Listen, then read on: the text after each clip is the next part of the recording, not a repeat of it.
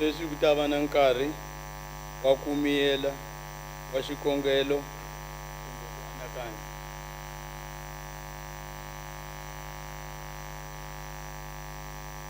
Kombela ku tshamiseka.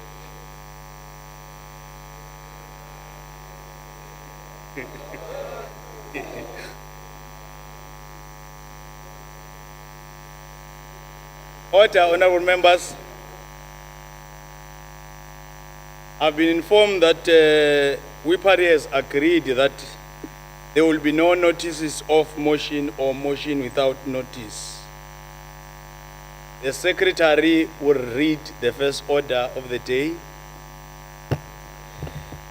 Policy debate on budget vote number 5, Home Affairs Appropriation Bill B6 of 2015. Let me take this opportunity to welcome special delegates, Deputy Minister, Minister. Let me take this opportunity to invite the Minister of Home Affairs, Honorable Kikap.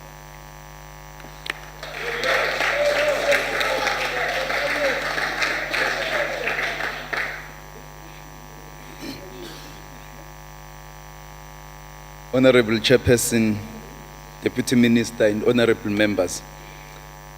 Today is 29 days since the Congress of the People adopted the Freedom Charter in Kliptown 60 years ago. Accordingly, during this, the 60th anniversary of the drafting and adoption of that historic document by the peoples of South Africa, the Department of Home Affairs remains firmly committed to realizing the historic aspirations of the peoples of our country.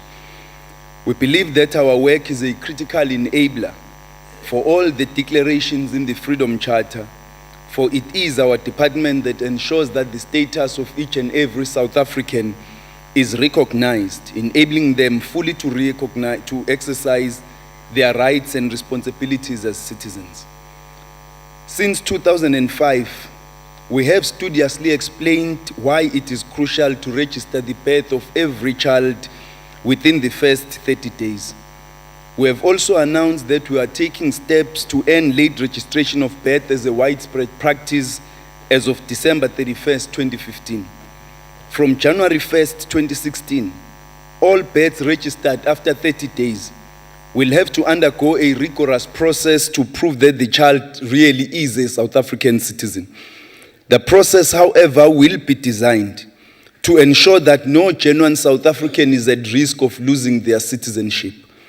Chairperson, I have outlined 5 priorities for the Department of Home Affairs during this financial year. The first priority is to make progress on the current phase of the modernization program, which is critical to improve services to citizens, as a digital paperless back office environment will enable the department the more efficiently to serve customers. An example of this is the new live capture system used for both the smart ID cards and passport systems, which is a quick and convenient process with the documents produced in less than a week in most cases. Accordingly, our key objectives for the modernization program during this financial year include: 1, on the national identity system, we will ensure more than 2.2 million ID cards to citizens.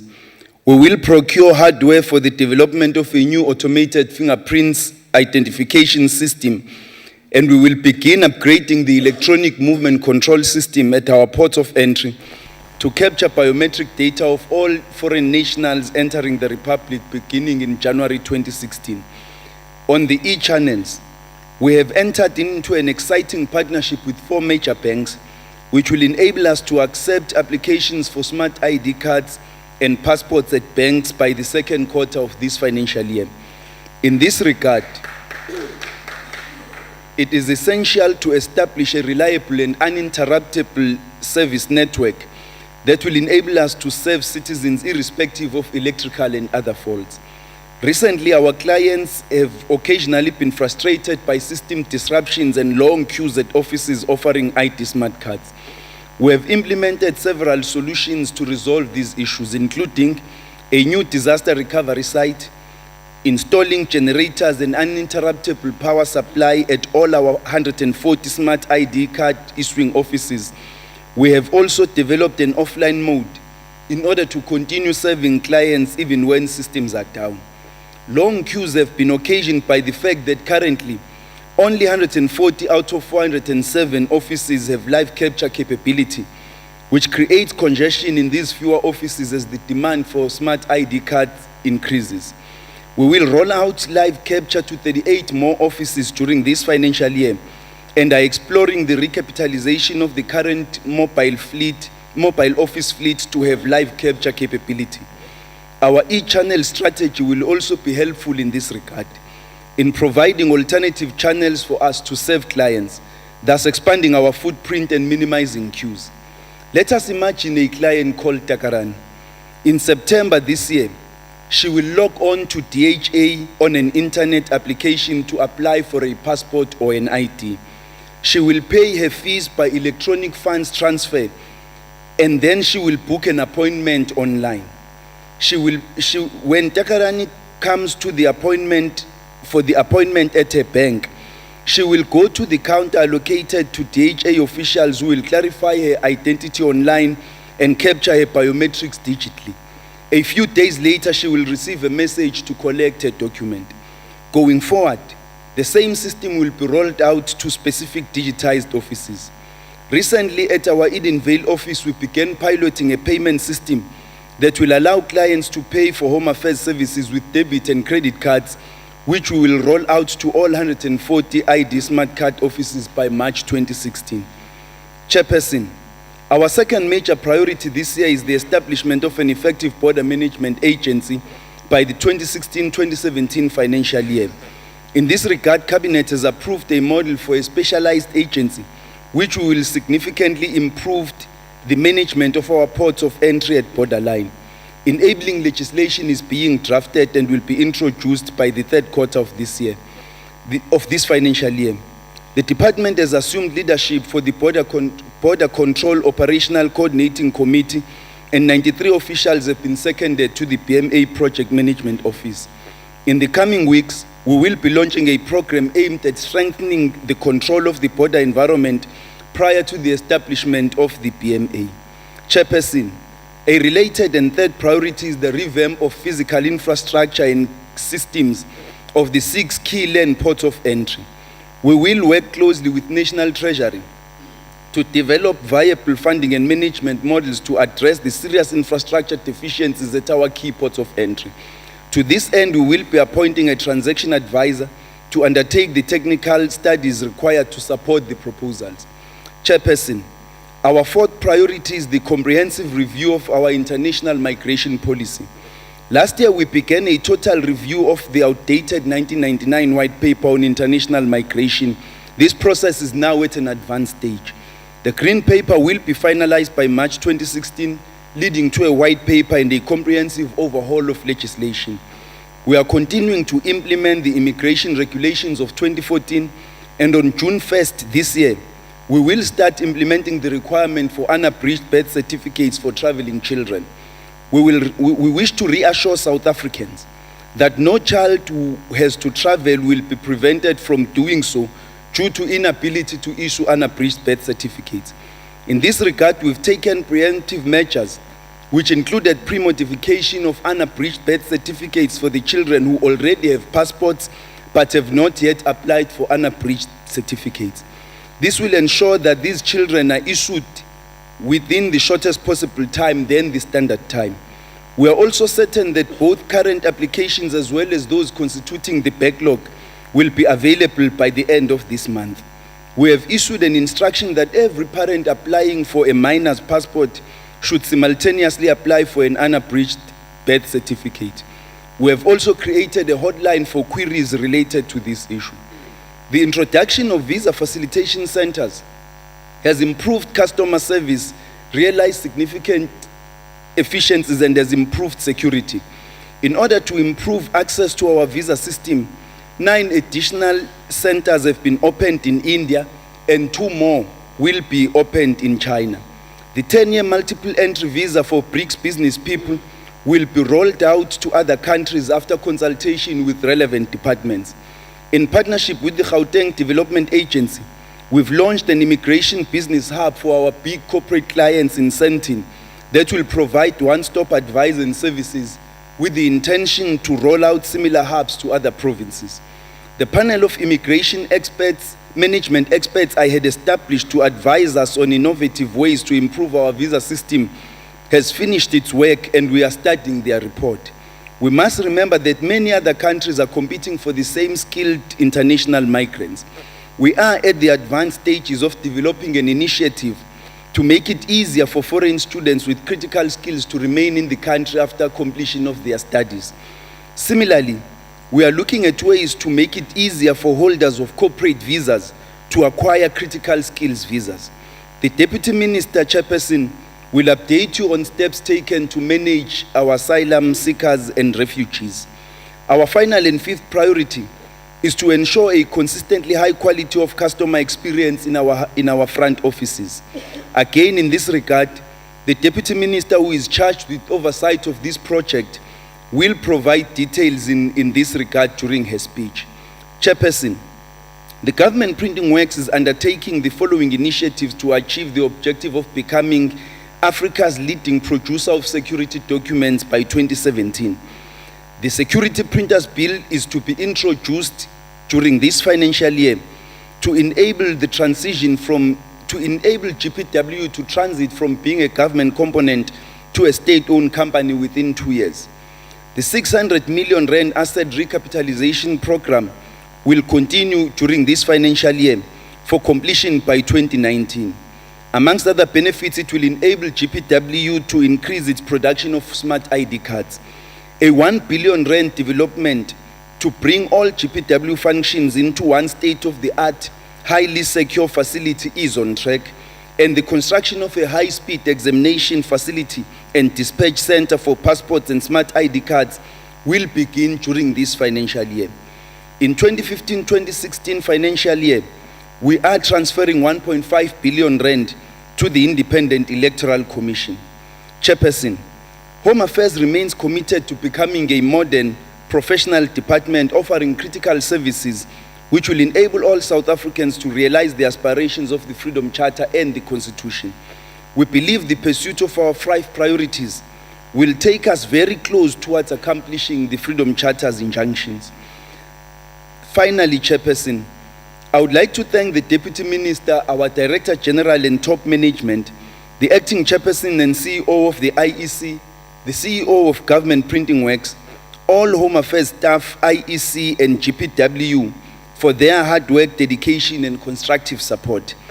I further would like to thank the Chairperson of the Select Committee as well as the members of the committee for their support, constructive criticism and guidance in the execution of our mandate. Chairperson, it is my privilege at this moment to table this budget vote number 5 for the Department of Home Affairs before this august house, and I thank you. Thank you. Thank you, Honorable Minister. Yesterday, I made a ruling using Chapter 2, Subsection 3 of our Constitution, that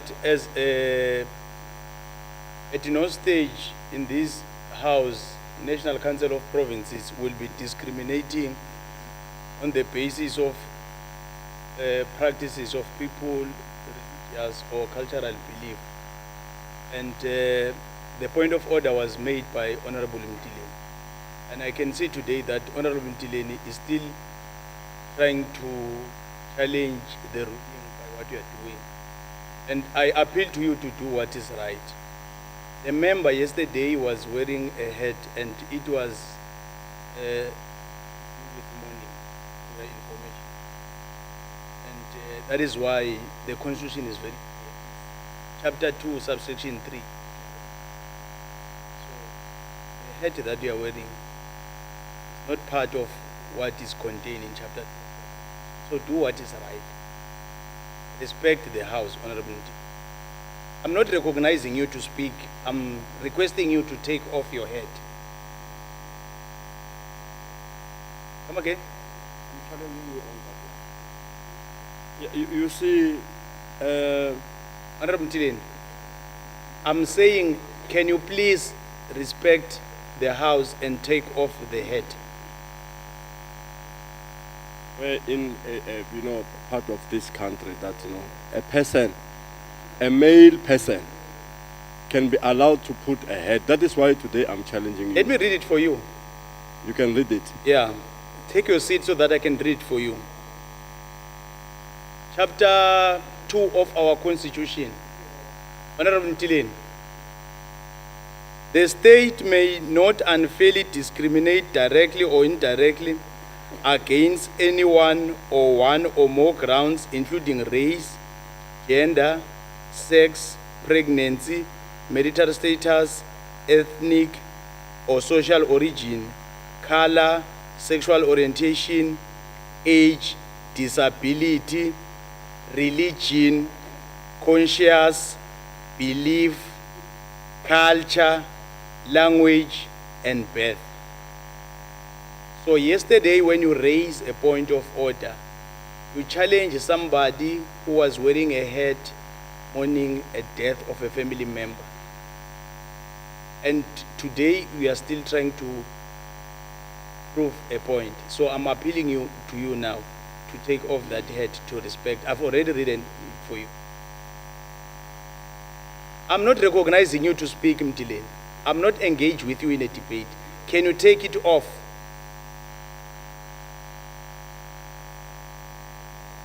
Ntileni, it's a ruling. No order. Ntileni, it's a ruling.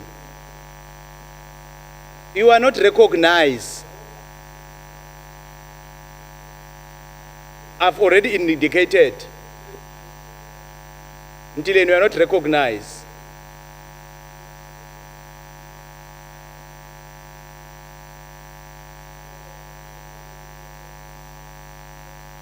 Or you know that. Can you take it off? A head in Can a you- house. Can you take your Beautiful hat house like off? this one. Can you take your seat and take your hat off?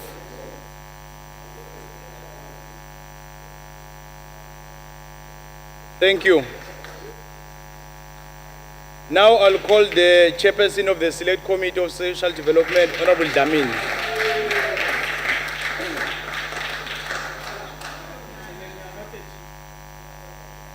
Thank you very much, Honorable Chair. Maybe he falls under pregnancy, we don't know. Honorable Chair, my greetings to the Honorable Minister and the Deputy Minister, Honorable members, special delegates in the House. I want to greet you. Chairperson, on the 25th of May of every year, we mark unity in Africa. This year, Honorable Chair, it's been 52 years since the founding of the Organization of African Unity, which is the predecessor to African Union.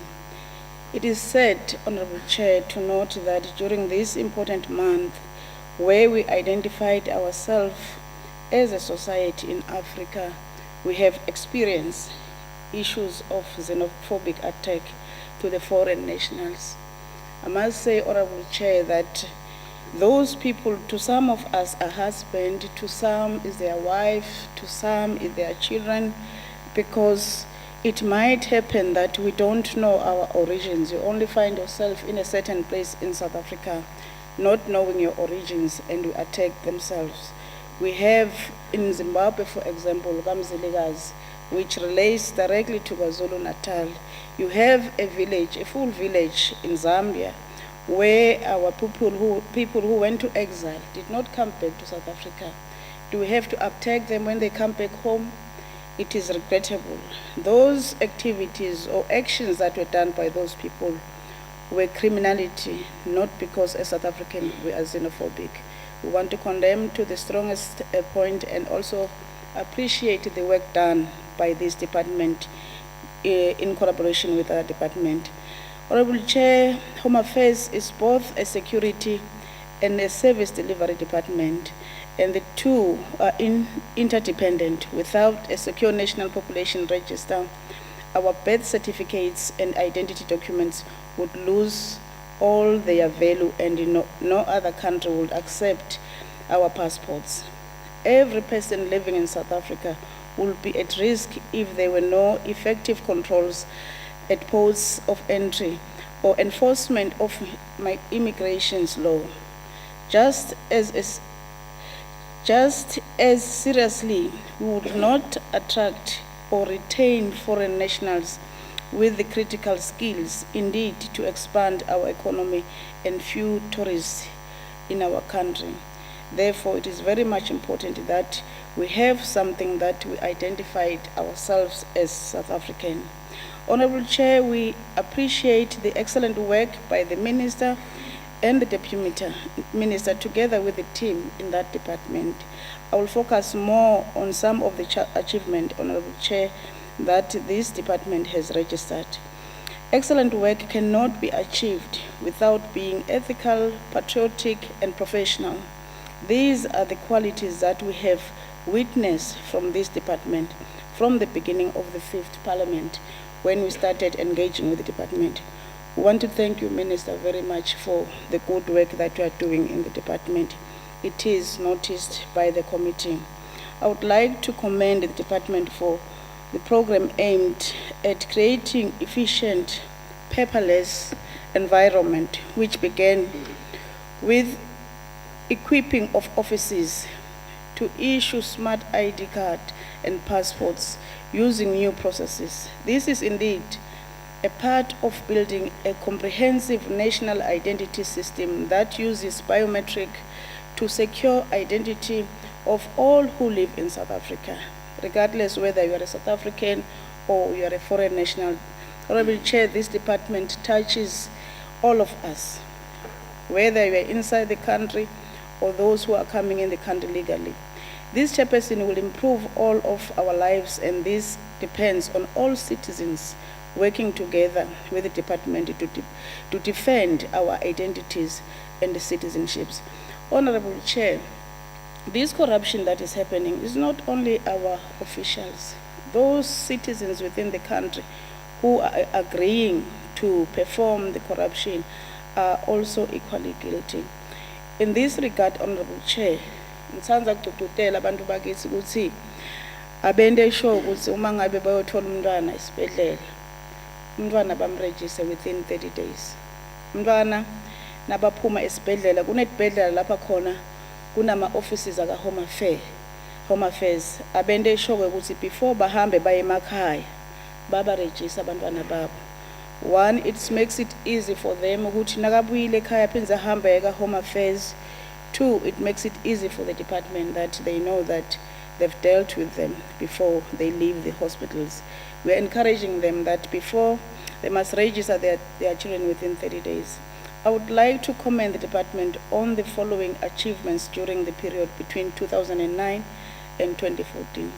Firstly, in dealing with the late birth registration, the department introduced the National Population Register campaign, which mobilized officials and communities to record over 1 million invisible citizens and reduce late birth registration. Chairperson, I must say that this has been a challenge for the country because that is where most corrupt activities were done, where people will come and say it's a late registration, but the department has come up with a program on that one. We commend the department. Secondly, the department had amended civics and immigration legislation. As a result, the department had addressed security gaps and improved service delivery, including the vulnerable groups. We have witnessed that the security of birth certificate had been improved. It's unlike before. You cannot just forge it. These are the securities that the minister was referring to. For example, Department of Home Affairs is now asking for both parents' details when registering a child. The front office that has been in the pipeline for some time is now available for the first time to print the full birth certificates. Honorable Minister, I just want to indicate that with the new smart ID cards, we know that there's a grace period for the elderly people that they can still take it later at no fee. But there are some challenges in terms of the distances because we don't have offices in all the areas. If we could, maybe per province, have a mobile that will have all the equipment that is required. There is a case in hand in the issue of the Northern Cape, spoegrivier. You know, these Afrikaans words are very difficult for me. Spoegrivier. The majority of citizens there are elderly people, and they're not able to travel to Springbok to take their IDs. It's not only that area, it's happening in all provinces. So we're requesting that we consider per province having a mobile that will have all the facilities required to have the smart ID cards. The third, with regard to our immigration services, a centralized adjudication hub was established for permits, visas, and this had reduced fraud and corruption and enabled efficiency gains. And lastly, the stakeholder forum, which is chaired by the speakers or mayors at local level. It is really assisting because now the department is involving all the relevant stakeholders. Honorable Chair, we have witnessed major information technology breakthrough in design and development of the new systems within the department, including the rollout of the smart ID cards. The refurbishment program continued and included transforming 70 paperless offices to a new fully digital processes for IDs. Is what the Honorable Minister was saying, that you can pay on your system, you can make an appointment, you only go there to take photos and do fingerprints.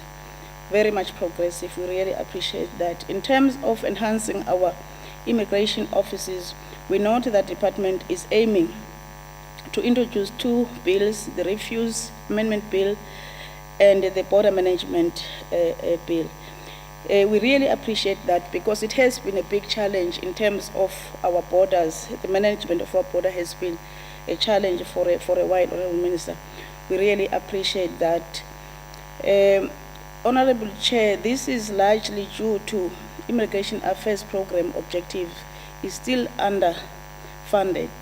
We would like that more resources be allocated to the department so that the department is able to perform all the objectives as expected. As I was saying earlier, that we all depend on those departments. But if you look at it at a distance, it doesn't look like that important department. But at the end of the day, it is the most important department. Honorable Chair, we are not here to only identify the positives, but also to identify some challenges facing the department, to highlight the few challenges that is faced by the department. Honorable Minister, the unfavorable audit opinion is not in our vocab. In the committee, we only want to speak clean audit. If the administration can pick up their socks to make sure that we're getting clean audit. We acknowledge that we have a number of offices that are not in the country that is contributing towards the outcomes of the Auditor General, because you cannot account for some of the issues that we acknowledge. At least let's settle with the unqualified audit opinion. We still hear stories of some department officials who collude with criminal syndicates to steal identity and even citizenship. We therefore need a robust and visible action to be taken in order to combat fraud and corruption. There is still a highly uneven quality of infrastructure in terms of our offices. Honorable Minister, I know last year the department was talking about that, branding our offices. We would want to see an identity of Home Affairs offices. When I come, I don't have to read whether it's Home Affairs or not, but they must be branded so that they are clearly visible. We therefore, as a committee, after engaging with the department, we are satisfied that it is aligned to the NDP and all strategic documents of government, especially the manifesto of the ruling party. We therefore support the budget of the department. Thank you. Abonga. Ilunga lelihloniphekile lalendlu umkhandlu wetifundza Hlonipheki Phambo Sibhukwana.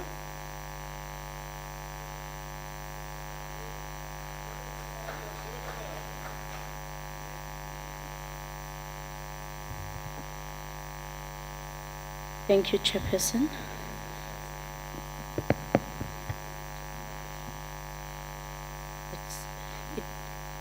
0852 here, so the time is not right. Please, Chairperson. Honorable Chairperson, Honorable Minister and Deputy Minister, the House at large and the guests on the gallery. I greet you again in the name of freedom, fairness and opportunities as prescribed by the very charter of the Democratic Alliance. Honorable Chairperson, recently we witnessed the violent attacks that claimed the lives of foreigners here in South Africa. When this tragedy reoccurred, Minister, it should have become clearer that the ANC government has failed to control the influx of illegal foreigners, failed to educate South Africa about the role foreigners played during our struggle, and failed to protect the human rights of foreign nationals. Indeed, this is a testimony on how you are failing millions of South Africans every single day. Honorable Chair, we know South Africa is a better place to live than it was before 1994. As leaders of our society, Honorable Chair, we need to question our weaknesses and failures, but not in a manner that serves to gain political scores over each other. The failure of Home Affairs Department that have weakened our freedom. The recent violent attacks against foreign nationals in our country is a living testimony. We as the DA condemn this in every possible sense. Violent attacks on any person, whether legal or illegal immigrants, are unacceptable. No good comes from violent behavior.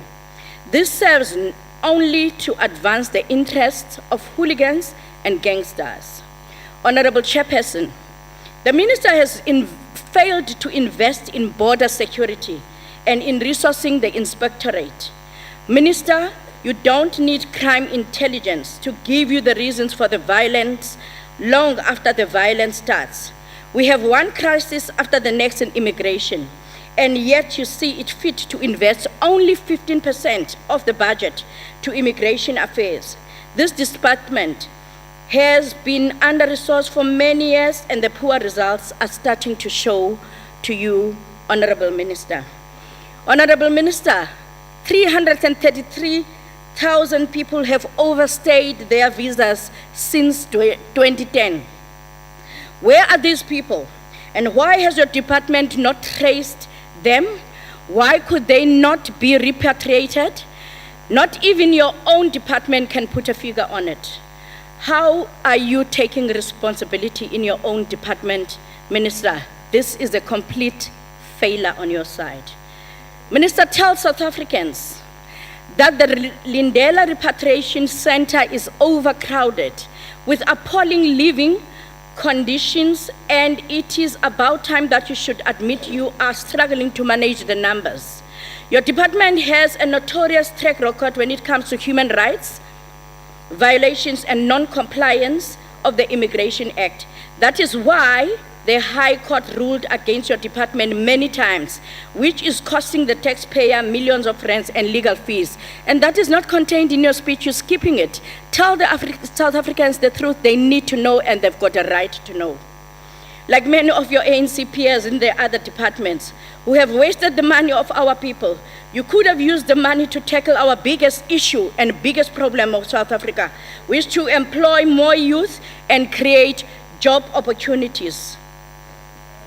Honorable Chairperson, the Minister omits the fact that recently the Constitutional Court ruled that a prisoner held in custody must not be deported to face the death penalty in Botswana. Home Affairs ignored that order and deported him anyway. Why? What consequences are there for those involved in this violation of the court ruling and the human rights of the individual concerned? Your Home Affairs Department, Honorable Minister, has remained silent to date. When are you taking responsibility of your own department? The recent newly introduced immigration regulations are still having a negative impact on our tourism industry.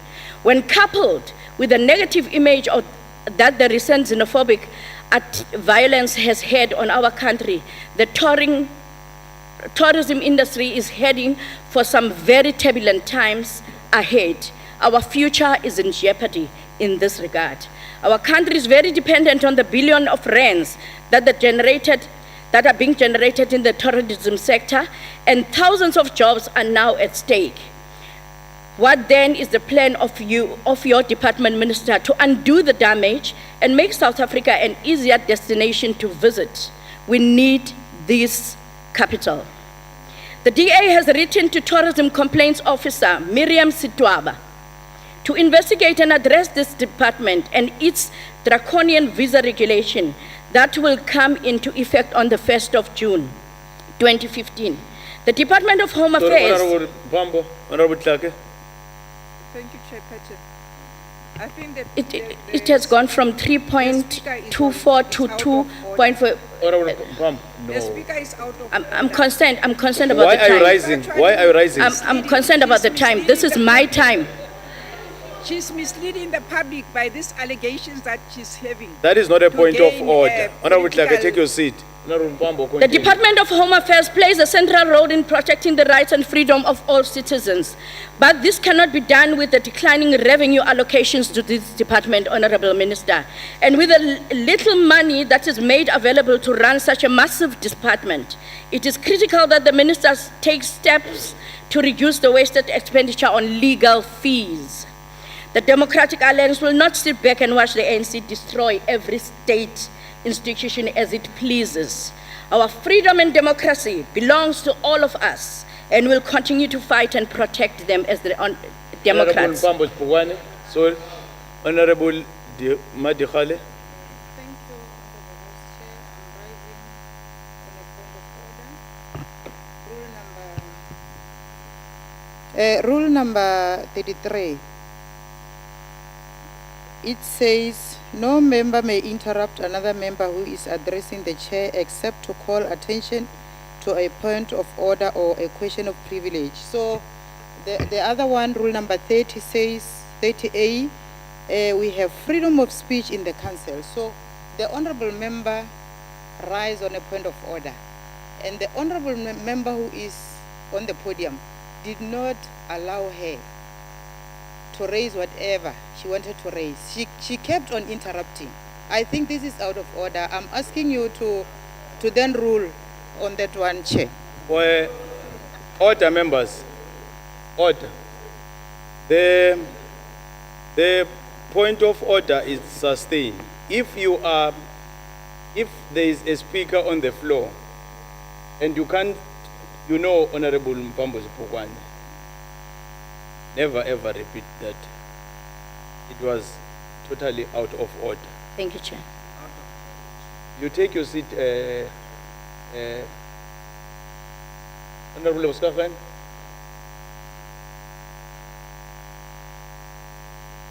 Okay, you are recognized. Thank you, Chair. According to the rule that Honorable Dikhale used, she ruled you as the chair that you didn't rule on the ruling of the Honorable that stood up. Is that parliamentary? Thank you. No, that is not a point of order. No, order, members. Honorable Tlake was not raising a point of order. That is why it was not sustained. Honorable Dikhale has raised a point of order. I've sustained it. That is why I've made a ruling. So continue, Honorable Mpambo Zipukwane. Thank you, Chairperson. Honorable Chairperson, the DA is keeping a close eye on this department before we take it over and fix what we have broken. And in the true African saying, belofte macht skeld, on style, na our belof kom. We promise you, and this is a promise and not a threat. Honorable Minister, I just want to say, not all citizens have access to internet, Wi-Fi system as you are. Those who are fortunate to do this will get every help from your department, but not every citizen in the grassroots will do that. Freedom, fairness and opportunity is more than just the DA's value charter. It is what South African is ready for as we head into the 2016 election. Kuhlwile ngokuma wethu. Kuhlwile asinakufihla amakhuba kulinywa. Masingaqhwayele emva okwenkukhu. Inkululeko namathuba ngokulinganayo kuMzantsi Afrika uphela. Ngoku isizwe sethu ndifuna unixelela sithungulule. Isukile la nwebu ibikhona yathungulula. Ithungulule nje uzawubona ngezenzo. Akusekho imibundlwana kungoku nje. Unendlebe nje unetyala. Ndifuna unixelela ke mawethu into yokuba kuhlwile nje kuzawuthi qheke ukusa kube mhlophe kokhwephu sizawudibana zingoyikani into esingenayo yidyudyu ingevane nengcancazela yona nto ingekhoyo apho sawudibana khona kukho polling stations. Thank you. Honorable Stock.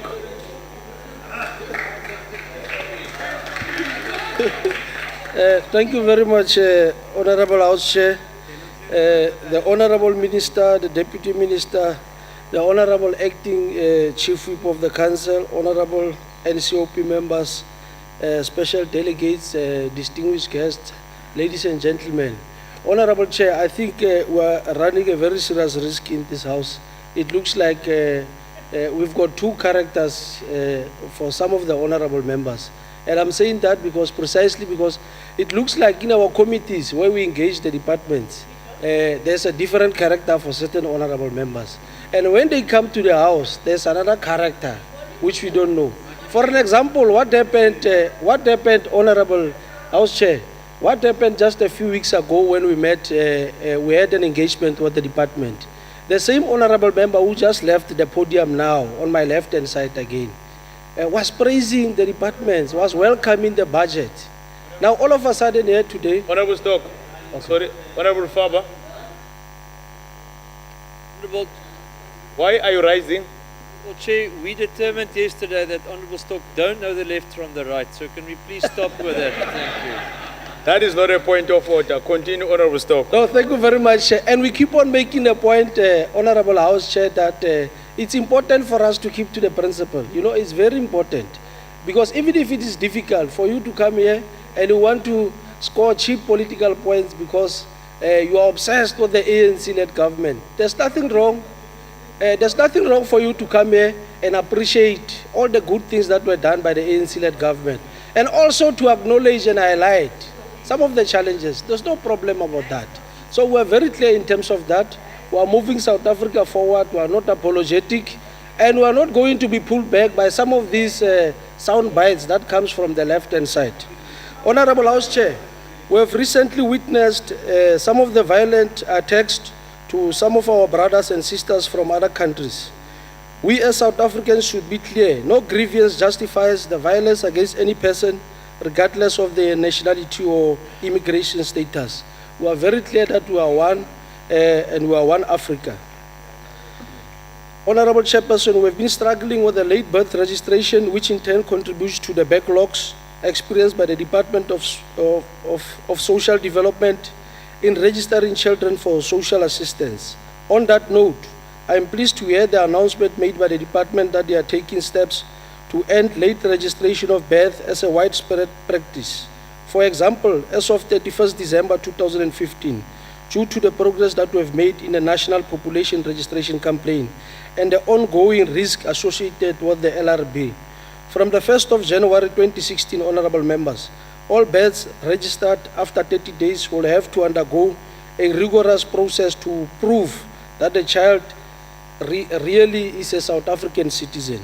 In terms of enhancing our immigration affairs, we note that the department is envisaging to introduce two bills, which the minister has already alluded to it, which is the Refugees Amendment Bill 2015 and the Border Amendment Bill as well. The former would actually address the processes and procedures relating to, amongst others, honorable members, the adjudication, the review, and the appeal process, insofar as it pertains to the asylum seekers and refugees. Honorable members, on the issue of Border Management Act, the Department of Home Affairs should engage with stakeholders like they've already started to initiate that process. In order for us to ensure that all concerned and interested persons have to give their inputs. We hear that the Department of Defense is also part of this initiative. as the role of the Department of Defense is to protect the integrity of our country, including controlling our border lines. However, it is the responsibility of the Department of Home Affairs to ensure that the movement of the people in and out of the country is well managed. In that context, in line with the Border Management Agency, which is the BMA, we should also ensure that the borders are, for example, fenced, so that people use the ports of entry in a very structured and a controlled way. In conclusion, Honorable Chair, there are a few issues which I actually want to highlight to the Honorable Minister and the Deputy Minister, as well as the Department. The following issues are actually to be considered by the Department in the following financial year. We also take this opportunity to welcome some of the initiatives that are actually initiated by the ANC-led government in responding to the 2008 and recent attacks on the foreign nationals. For an example, the first issue is the Counter-Xenophobia Unit of the Department of Home Affairs, which conducted assessments to determine the causes of xenophobia-related violence and develop intervention strategies. It participated in the SABC2 and SABC3 program to gauge the public view on the rise in order to raise awareness about the xenophobia. The second one is development of an early warning system by Visible Policing Forum. The third one is the national and provincial joint operational and intelligence structures.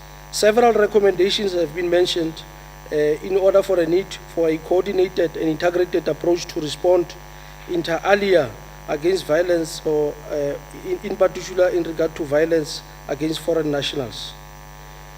The fourth one is the Immigration Stakeholder Forum, which comprising of the national, provincial and local government departments, which was launched in Pretoria on the 13th of April. The fifth one is the Department of Home Affairs is also standing member of the United Nations High Commissioner of Revenues. That was established after the 2008 xenophobic attacks. The sixth one is the Department of Home Affairs also taking initiative to report to the Parliament on stakeholder engagements on integration in May 2015. It had partnered with the City of Tshwane and hosted 12 workshops with Metropolis between January and March 2015 on the rights and responsibilities of asylum seekers and refugees. The last one, in its presentation on regional migration trends and regional integration, the Department of Home Affairs indicated that various policies and initiatives have been undertaken in respect of migration. Honorable House Chairperson, we also support this budget vote of the department because we think in terms of the allocation or the budgeted amount of the department, it will actually make a contribution, a positive contribution towards taking South Africa forward. Siyaqhuba, siyasebenza, re dira go tlala seatla. I thank you. Thank you. Honorable Mohosi.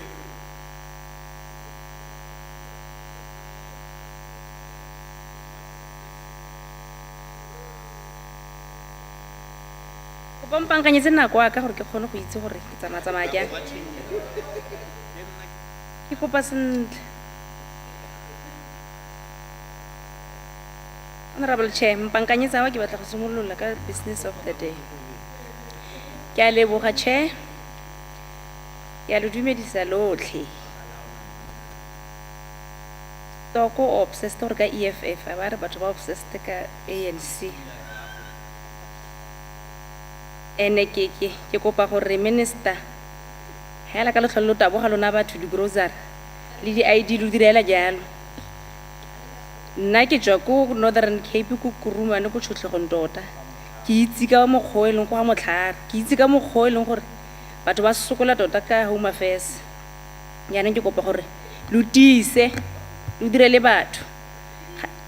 Ga ke re office ga e yo didimala ke a bua. The EFF does not support the Home Affairs budget vote, and we will demonstrate why. Home Affairs offices across South Africa continues to be Afrophobic. And when our African brother complain about the conditions in which they are subjected to, no one listens to them. In some instances, Chair, can you please protect me? Order, honorable members. Please, Chair, please. And when our African brother complain about the conditions in which they are subjected to, no one listens to them. In some instances, they find themselves waiting outside Home Affairs offices as early as 3 o'clock. Naganelang batho ba bangwe, bile no yana ke marikh. Gore ka 3 o'clock motho o eme o fotse, hela gore a ye go dira ID. Tswetswe minister. Tshweletsang dikosho. These conditions are precisely production sites of xenophobia. It is even more concerning that Africans who want to study in South Africa still have to jump hoops to get student visa. Shouldn't the doors of learning be open to all, mostly South Africans? Honorable Chair, the refugee camp in KwaZulu-Natal, ANC officials are busy looting food parcels meant for immigrants who are staying in shocking conditions. And now we have learned even South Africans are in these refugee camps. A 9-year-old South African-born Dolly has found herself in these refugee camps precisely because of Home Affairs' inability to ensure that South Africans and Africans can move freely across these colonial-imposed borders. But for white South Africans, it's easy. In a year of Freedom Charter, must this really happen? While the much published Smart ID are supposed to lessen the burden, the poor will be the last to receive them as usual. The current capacity to produce Smart IDs leave much to be desired. Even if the department reaches its target to produce 5 million Smart IDs a year, it would take at least 10 years to produce for the current population. Government must build capacity internally and stop with the tender system. The tenders with companies like VFS Global, which continue to milk the state purse, is a model that is not sustainable. We know Home Affairs will be here tomorrow, next year, and in the administration. Why is Home Affairs not building internal capacity? Corruption and maladministration must be dealt with decisively in time, and the minister must ensure that it ends. It is the poor who are subjected to this.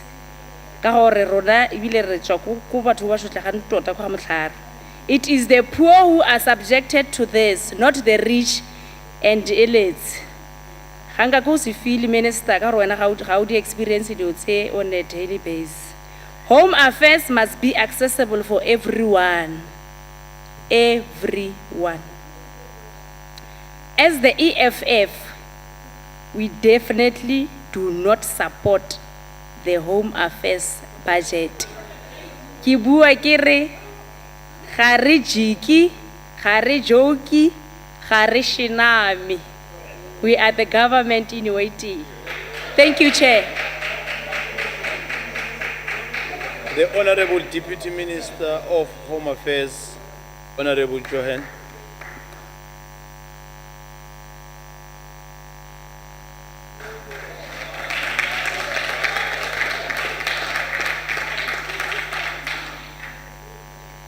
Chairperson, the Minister of Home Affairs, honorable members. Mine is to just give you a progress report on some of the areas that I'm responsible for, one of them being asylum management. We are pleased to report to the House that our refugee centers in Musina and Durban have in the last 2 years seen massive improvements in both accessibility and efficiency of processing applications. New applicants to these centers are processed and adjudicated in less than a week. Just 4 years ago, when these applicants arrived at these centers, they faced the prospect of having to wait years before their applications were finalized. In these reception offices, genuine refugees are assisted swiftly and efficiently and can, if they qualify, in a matter of days, walk away with their refugee status. However, both Durban and Musina are underutilized, as most asylum seekers register their applications at our Marabastad office, which processes approximately 70% of all new arrivals. In both Mosina and Durban refugee reception centers, there is no backlog in the adjudication of applications. In an environment, and this goes to prove that in an environment of efficiency and good management, corruption and other malpractices are eliminated. We have seen a concomitant decrease in the number of applicants in these refugee reception centers as their productivity and efficiency levels have increased. As the numbers dwindled in Durban and Mosina, we saw a concomitant rise in the number of asylum seekers at Marabastad. Marabastad continues to have productivity challenges, and we are concerned about these and the large number of complaints we still receive related to bad service ethic and alleged corruption. In this regard, I wish to, at this point, just state very clearly to members who are present, because no doubt you are also approached by your constituencies. Our approach is always, when people allege corruption, to ask them to please go on affidavit for us, because corruption involves two parties. Somebody who offers the bribe and somebody who accepts the bribe. It cannot be that there is one complicit party. And in this regard, I think it's time that South Africans stood up for what is right. If they know of corruption, ask them to come and testify. Let us all confront this scourge. And it really does not matter. And it doesn't help anybody when people merely say, oh, there's corruption. I think it's our responsibility as leaders to take them to task and ask for those details. And we, from our side, will leave no, Minister and myself are on record as saying that we will leave no stone unturned in that event, should people step forward and make use of our laws to enforce our laws. We have agreed with the chairperson of the Standing Committee on Refugee Affairs that the issue of the quality of decisions must be enhanced at our refugee reception centers, and with the cooperation of that particular Standing Committee, the RSDOs will now be assessed and their decisions routinely quality checked by the Standing Committee. We wish to thank the chairperson of SCRA and the members of that committee for their invaluable advice and support despite their lack of capacity. With regard to backlogs at our refugee centers, I'm happy to report that together with the UNHCR, we are exploring options to deal with the just under 100,000 files awaiting RSDO decisions and the just over 100,000 cases awaiting appeals at the Refugee Appeals Board. These are backlogs that have accumulated between 2006 and 2010. In order to assist us in the backlog project, we will be approaching Parliament to effect some amendments to the Refugee Act in order to enable us to employ appropriately qualified RSDOs and Refugee Appeal Board members on a short contract basis in order to beef up our capacity for the limited period that it will take to finalize the backlogs for now, but also to enable more flexibility and adequate responses to contingencies that appear regularly in the ASM process as they occur into the future. Our offices that are currently dedicated to backlogs, including PE, Cape Town, and Tiro in Pretoria, have reported a significant level of no-shows on the part of applicants, and also reported rather significant numbers of what we call dormant files. These pose risks and hamper efficiencies which we have to maintain when dealing with large numbers of asylum seekers that we experience. The proposed amendments will be tabled for consideration of the honourable members to deal effectively with these matters. We are also looking at improving our ability to locate failed asylum applicants who disappear into our communities and who then irregularly continue staying on in the country, adding to our socio-economic challenges. In this regard, we shall need the support of both Parliament and our courts to effectively enforce our laws and to deport such persons. In regard to the Motapile project, I've been mandated by the Minister to improve the client experience at each of our front offices. Motapile, meaning leadership at every level, is called for. We invite honourable members, when next in the province of Gauteng, to visit our Edenvale office to get a first-hand look at what changes we envisage with this campaign. And Edenvale is our pilot office. The chairperson, Dlamini's concern about branding is also taken care of in this regard, Mayor. We hope to roll out this format to all offices where the online system is operational. Motapile is aimed at extracting the best out of our people, refining our systems and developing secure products which must be held in high regard by South Africans. It is a massive task, but one that we tackle with zeal. Every day we get closer to realizing the full potential of our people, our Moyeta Pile, who in all they do show leadership. And speaking of leadership, may I take this moment to salute the leadership of the department, the DG in absentia, the DDGs, and the chief directors, some of whom are here. These are some of the most honorable members, consummate professionals, whose contribution to our nation often goes unsung. As South Africans, we have a very negative image of the public service, but I can assure the House that in an environment like Home Affairs, given the complexity of our work, the capacity constraints we have, and the purview of our mandate, if these officials had to work, for example, in a more resourced country like the UK, they'll all be knighted by the Queen of England. I want to extend a special thanks to our leader, our minister, for being the lightning rod of our department. Every crisis, every controversy, he is what we call our Motapile. He is the leader in front, attracting and absorbing all the stress through it all, shining the light ahead, pointing us to calmer waters. Thank you, Minister, for this and for being supportive of all that the Deputy Minister does, and for always being the consummate gentleman. I also echo the thanks to our select committee, the chair and each member of the select committee, all members without exception. When you work hard at your task, you assist us to do better and greater things for our nation. Thank you so much. Thank you. Honorable Kaula.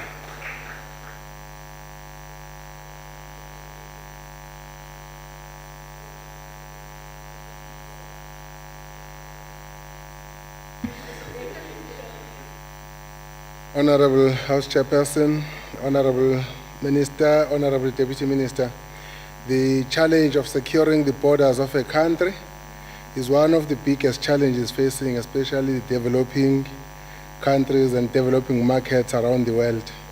South Africa, as a developing market, is also experiencing the same fate. What the Department of Home Affairs is beginning to address now is what needed to have been attended to many years ago.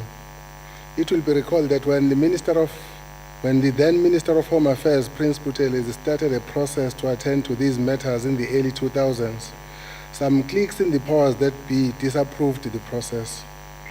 We are in this dilemma that we are faced with today because some forces tried every trick in the book to frustrate Prince Buthelezi and the department from attending to the crucial issue of migration and immigration matters of the country on time. Migration control requires a broad spectrum of interdepartmental activities and consultation, but the buck stops exactly with Home Affairs. The Immigration Act places border control firmly within the responsibility of Home Affairs. After the department's victory on the legal challenges to the immigration regulations at the Constitutional Court in May 2003, the minister then was able to set up the Immigration Advisory Board. The immigration regulations then were based on the principles of enabling foreign nationals who wished to make a contribution towards the economic growth of South Africa to be able to do so on a permanent or temporal residence permit. Therefore, along the same basis, the IFP welcomes the establishment of a border management agency and the building of a comprehensive national identity system. Home Affairs needs to deal with fraudulent actions of people who illegally possess South African citizenship for whatever reason. These are sometimes for purposes of acquiring South African social services and social grants, health and education. These initiatives will assist the country in also stamping hard its authority in fighting the illegal activities of drug trafficking and human trafficking. The introduction of the ID smart card and the automation programs to e-government intended to provide clients with fast and secure access to services is a step in the right direction. For very long, Home Affairs has been infected with fraud and corruption because of the inability to address shortcomings of lack of security in the internal processes. South Africa experiences rampant crime associated with forgery of documents. Crime is destroying the image of economy and the image of the country and the economic development initiatives of our country. Whilst welcoming automation, care must be exercised to avoid putting especially rural communities in jeopardy. When systems are down and not operational, usually there are no backup systems. As a result, clients are turned back and have to come in on another day for the service. This is a waste of time and money for people who are poor and that have to commute in buses and taxis to and from Home Affairs service centers. Improved records management at Home Affairs can help stamp out fraud at social development related to social grants. Can also help stamp out fraudulent activities of low-cost government houses in human settlements. Can also assist education and health departments with proper figures for budgeting. A lot of money in the country is wasted in these two departments because of fraudulently cooked data submitted to authorities. The result is inadequately increased resources provided for bodies that do not exist. Honorable Chairperson, for the record, let me state that the IFP does not approve of the deployment of political appointees to the IEC. This renders the credibility of our elections questionable. The independence of the IEC has to be maintained at all costs. I thank you, Chair. Thank you. Honorable Smith.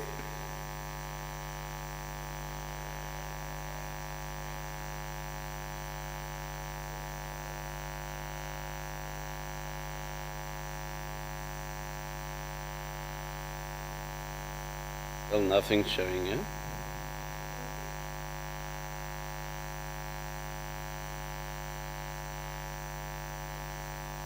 Thank you very much. Honorable House Chair, Honorable Minister, Deputy Minister. Deputy Minister, yes, it takes two to tango when it comes to corruption, but the problem is that there's a trend set in this country, and we can start by the President. We can start with the President. Honorable Minister Gigaba, talking about job creation, that is a serious problem in our country. What will all the employees now do since everything is mechanized? So are you planning to cut jobs there, or what is the plan going forward? I also think, Honorable Minister, you forgot to brag about the new costs that comes with these new systems that is in place. And then who is benefiting from the VFS global company? Maybe it's some cousin or nephew, we don't know. But in any way, Honorable Stock, unfortunately, he ran away now.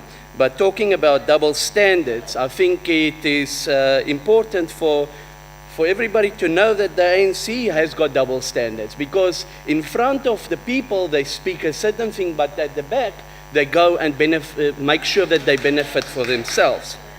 And then talking about not going backwards, what about our unemployment rate that has gone from when President Zuma came in from 31% in 2009 to 36% currently? That is backwards.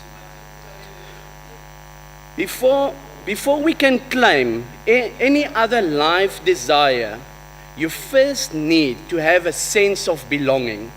And this is where your department comes in, Honorable Minister, to give every South African a valid ID and a correct ID. How would you feel, Honorable Minister, if your special day of birth has been changed on your behalf by an incompetent cadre deployed on the basis of nepotism by your ANC? Or how would you feel if tomorrow you realize that you are married to an unknown foreign national who bought the ID from one of your department's corrupt and greedy employees. Well, this is some of the horrific disrespect handed out by your failing department, Honorable ANC Minister. Then you and your comrades stand here in front and tell South Africa good stories and that the ANC cares. Stop telling South Africa stories and start fixing what is wrong. South Africans are tired of excuses. Unfortunately, your ANC has become so selfish and obsessed with power and money in their own pockets that they forgot to care. The only hope for real freedom, fairness, and opportunity for all South Africans lies in a democratic alliance government of tomorrow. The people can see and hear the ANC's clock is running out. Phambili Afrika Borwa, phambili. Thank you. The Honorable Zwane. The Honorable Zwane. Order, members.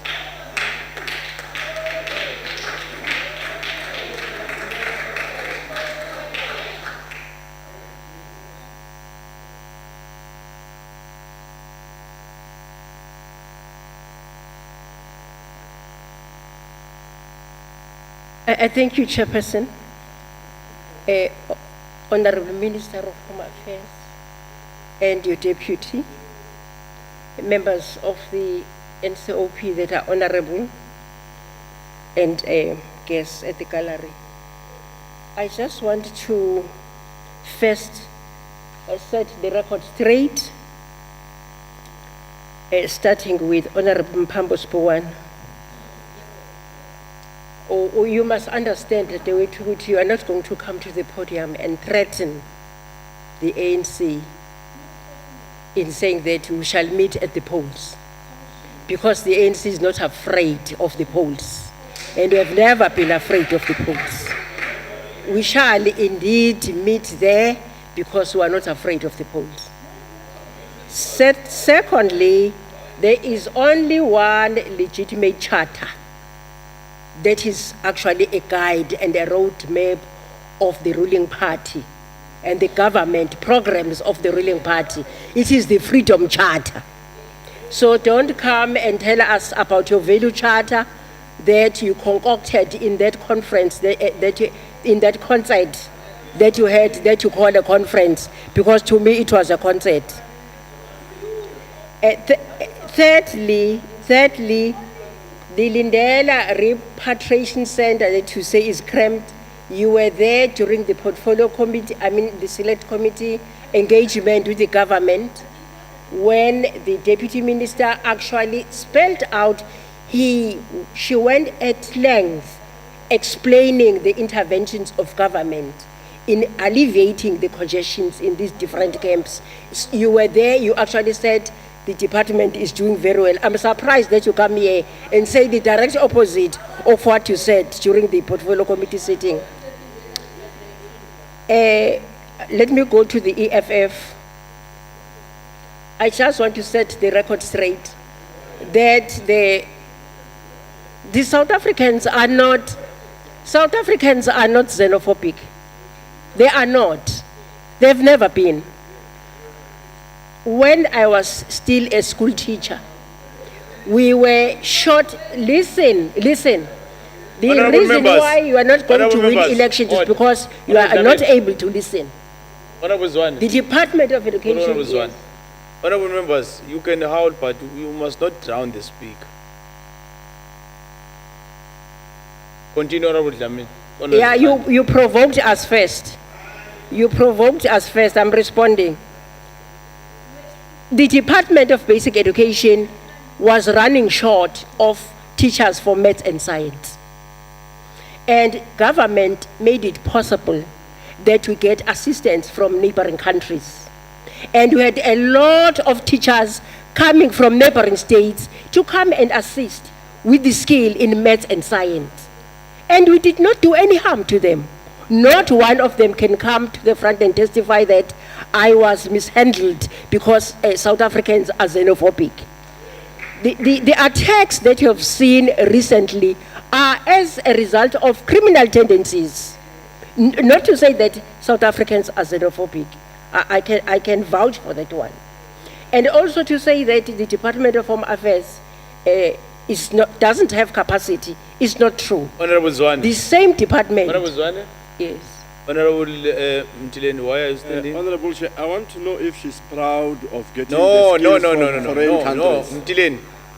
Because you're saying no, we have teachers who are coming from other countries. Honorable Mtileni, take your seat. Honorable Mtileni. Honorable Mtileni. Mtileni. Mtileni, you're out of order.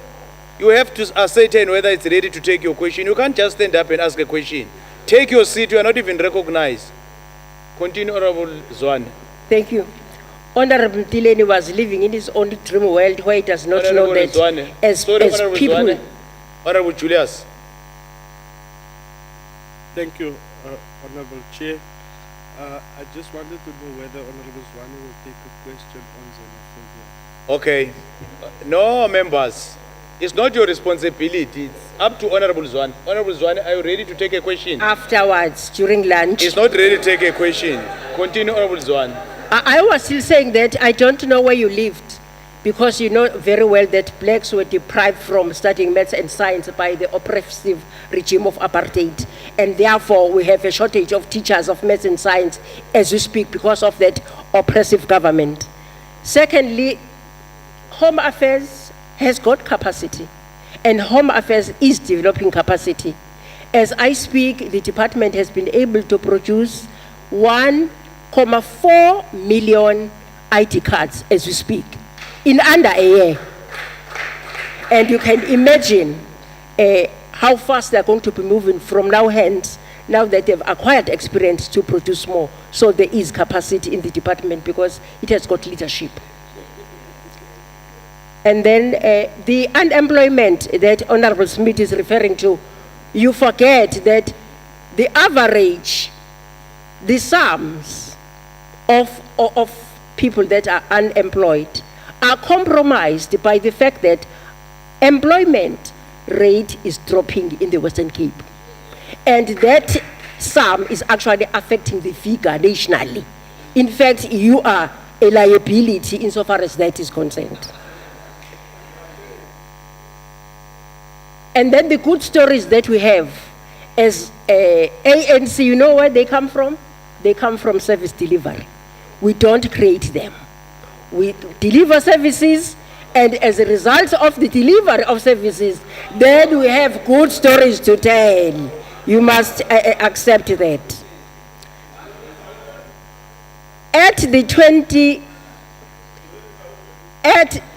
Please protect me. Honorable members, you can't drown the speaker. You are protected, Honorable Zwane. Thank you very much. At the 53rd National Conference of the African National Congress that was held in Mangaung in the Free State in December 2012, we committed ourselves to positioning the Home Affairs to be the backbone of security and service delivery of a developmental state. We said this because we had suffered the pangs and the vestiges of the apartheid regime. The main objective of the Department of Home Affairs was to control our people and deny them of their citizenship, that is the apartheid regime. Deny them of the identity, deny them of their dignity, and deny them of the freedom of movement. Today we can say with utmost pride and humility that we have transformed. The Department of Home Affairs has transformed the country in this regard. Today, our people have a Department of Home Affairs that plays an effective role in providing them with pertinent documents to access their basic rights. We have moved with utmost speed to ensure that this department becomes the backbone of a developmental state that we seek to build. We have ensured that this department remains central to our national efforts to strengthen national security and provide our people services that they are entitled to in terms of the Constitution. We want to take this opportunity, therefore, to congratulate Honorable Minister Gigaba and his predecessors for all their tireless efforts to make this department a flagship of our national efforts to transform South Africa. It is through your decisive and vigilant leadership that today you have a department that continues to play a crucial role in enabling all South Africans to proudly claim their citizenship with utmost dignity and great sense of pride. The Civic Affairs is the custodian of the National Population Register, which contains the records of all citizenship, all citizens, and permanent residents, including changes in status such as marriage and death.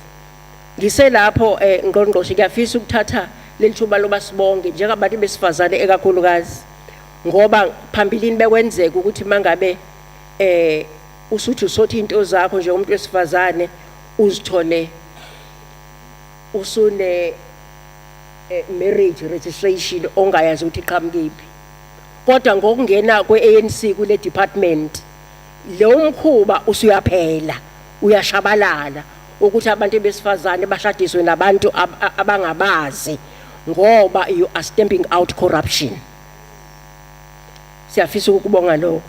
And then the Immigration Affairs determines the status and identity of foreign nationals or international immigrants, regulate immigration through permitting and controlling movement through the systems, and to provide consular services abroad.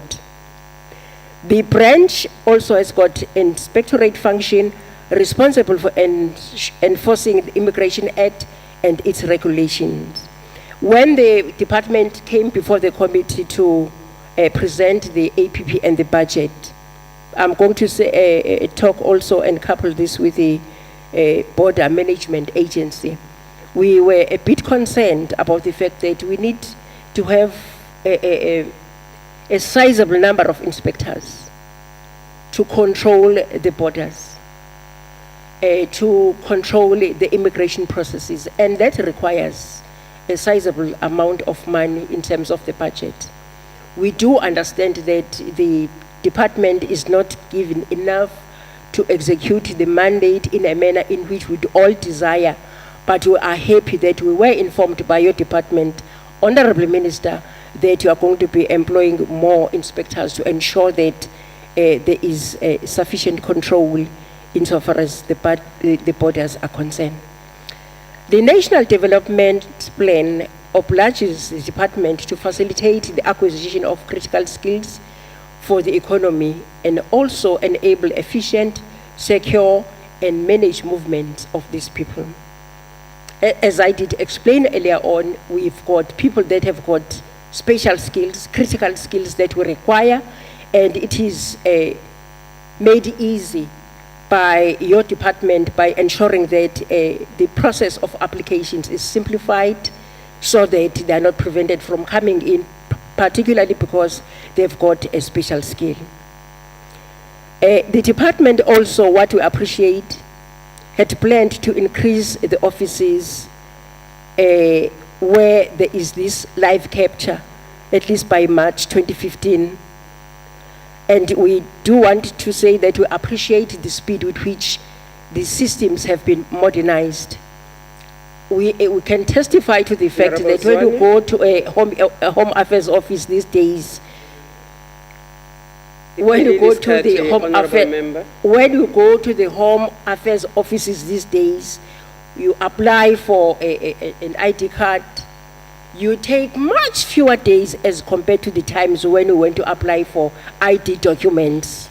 I went to apply for my ID card in Pietermaritzburg, and it literally took 10 days to get my card back, and that is service delivery. ANC supports the budget of the department. Thank you.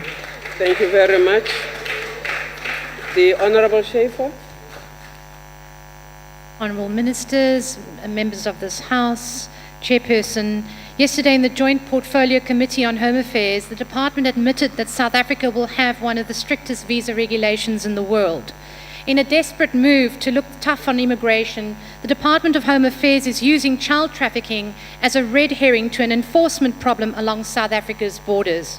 It is with complete disregard for the need for proper regulatory impact assessments or sound research on best practice on how to control South Africa's borders that these regulations are being implemented. After several critical questions posed to the Director General yesterday, it is once again clear that the DHA has done no research before the suggested regulations were put in place. So I'd like to take you back a few months to illustrate this very point. On 26 of May 2014, South Africa's new immigration regulations, as well as the Immigration Amendment Act 2011, came into effect, with merely 3 weeks given for comment, with no opportunity for stakeholder engagement. With all the complaints and concerns received, the DA-led Western Cape Provincial Parliament's Standing Committee on Economic Opportunities, Tourism and Agriculture, of which I am the chairperson, unanimously, including the ANC members, resolved on 27th of August to consider the negative impact of these new visa regulations. This would be done by hosting 2 days of public hearings and engaging with stakeholders across all industries to determine the extent of the impact of the regulations across the economy. Chairperson, the impact seemed to suggest that the implications were far-reaching.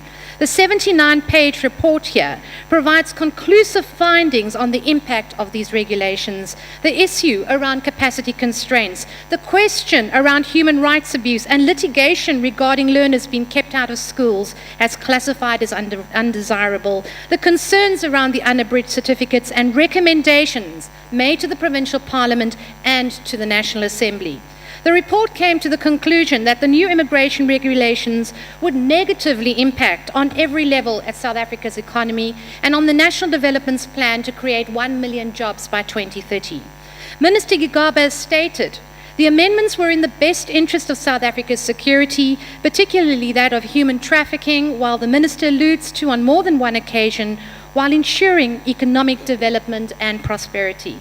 At the time, Minister Hanekom could not comment and said that South Africa's arrival numbers had been spared, as the system had not kicked in. However, he conceded, like Ebola, we do not know the full impact. He was so wrong. Minister Hanekom came out publicly stating that, and I quote, tourism arrival figures show a drop in the number of visitors from countries that require a visa to enter South Africa. So it would be difficult not to conclude that, in fact, the visa regulations are having a negative impact.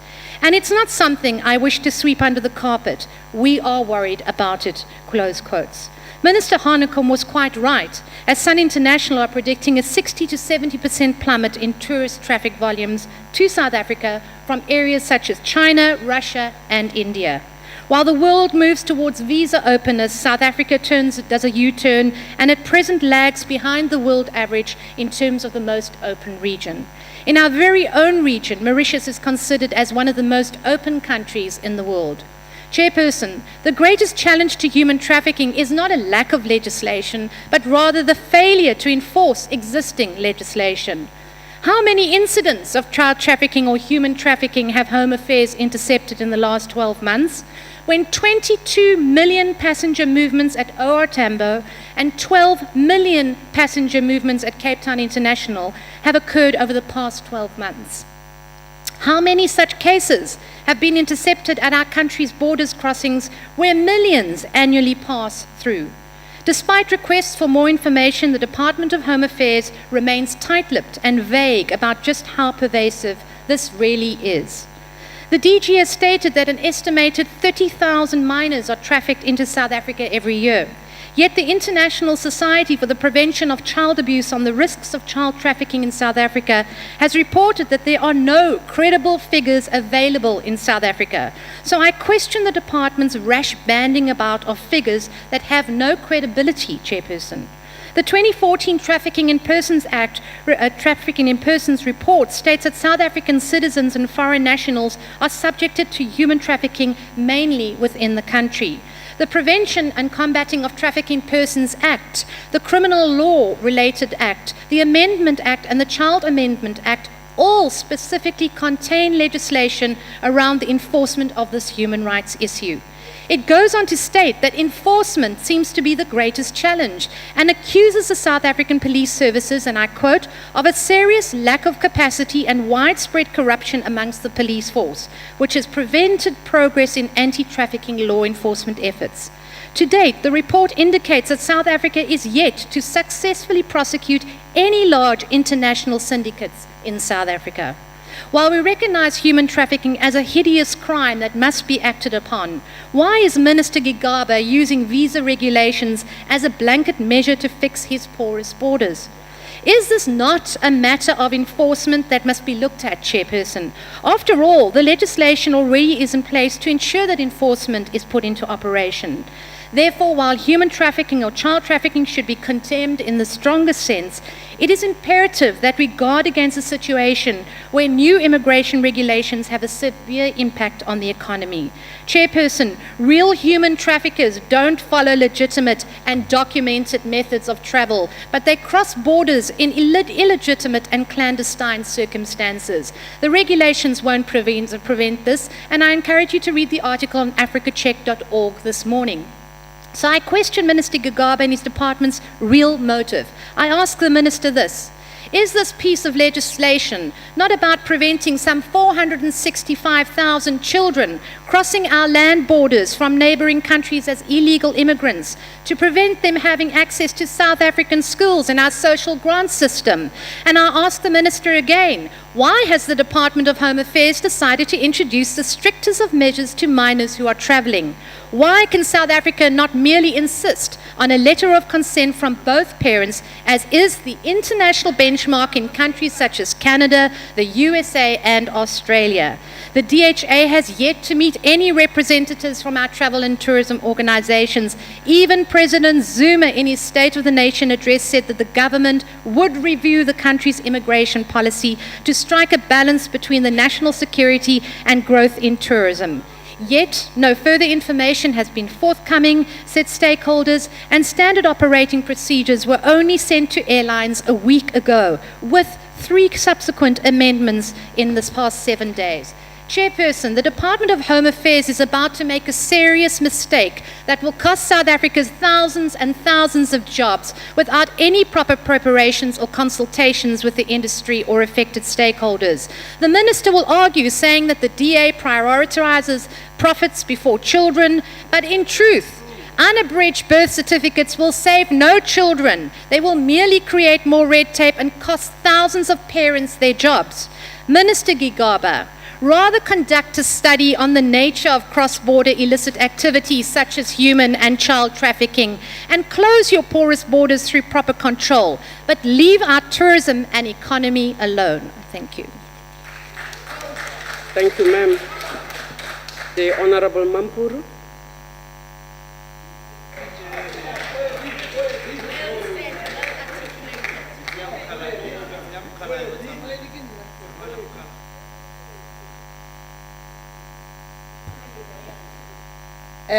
Modulasetulo, ke a go dumedisha. The House Chairperson tša rena, permanent delegates of the NCOP, Minister, Deputy Minister, and special delegates from different provinces, our guests in the gallery, ba Mampuru ba letamisha. Modulasetulo, ke rata go lemoša badudi le baagi ba South Africa gore ba seke ba tlaletšwa ebile ba seke ba ba thothometša ke bao ba tlago mo e lego bagaditšong ba rena ba etla ka ditaba tša keleketla. Ke kgopela gore ministera ga ba bolela ditaba wena o re keleketla, mogologolo o re ge motho ga go botša ditaba tše se go tšona sa senye ditsebe tša gago ka go tšheletša sa gago eno ba gore keleketla. Honorable Mampuru, please hold on. Honorable Schmidt. Thank you, Honorable Chair. According to the translation, it said that Honorable Mampuru says that the people standing there in front is lying. And I think that is infringing on directly on us as members. Honorable Mampuru, did you in any way say people standing here were lying? I never said it. Ke mopedi wa ga Mampuru ke bolela Sepedi sa gešo.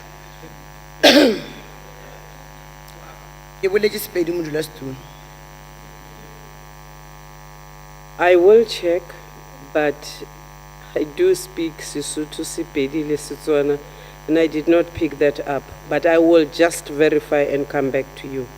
Please continue, Honorable Mampuru. modulasetulo mošomo o mogolo wa rena baeteledipele ba mmušo ke go botša setšhaba sa Afrika Borwa ka tše di botse tšeo re di dirilego le tše re di dirago le tše re sa tlo go di dira. Demokrasi ya Afrika Borwa e na le mengwaga e 20 teng.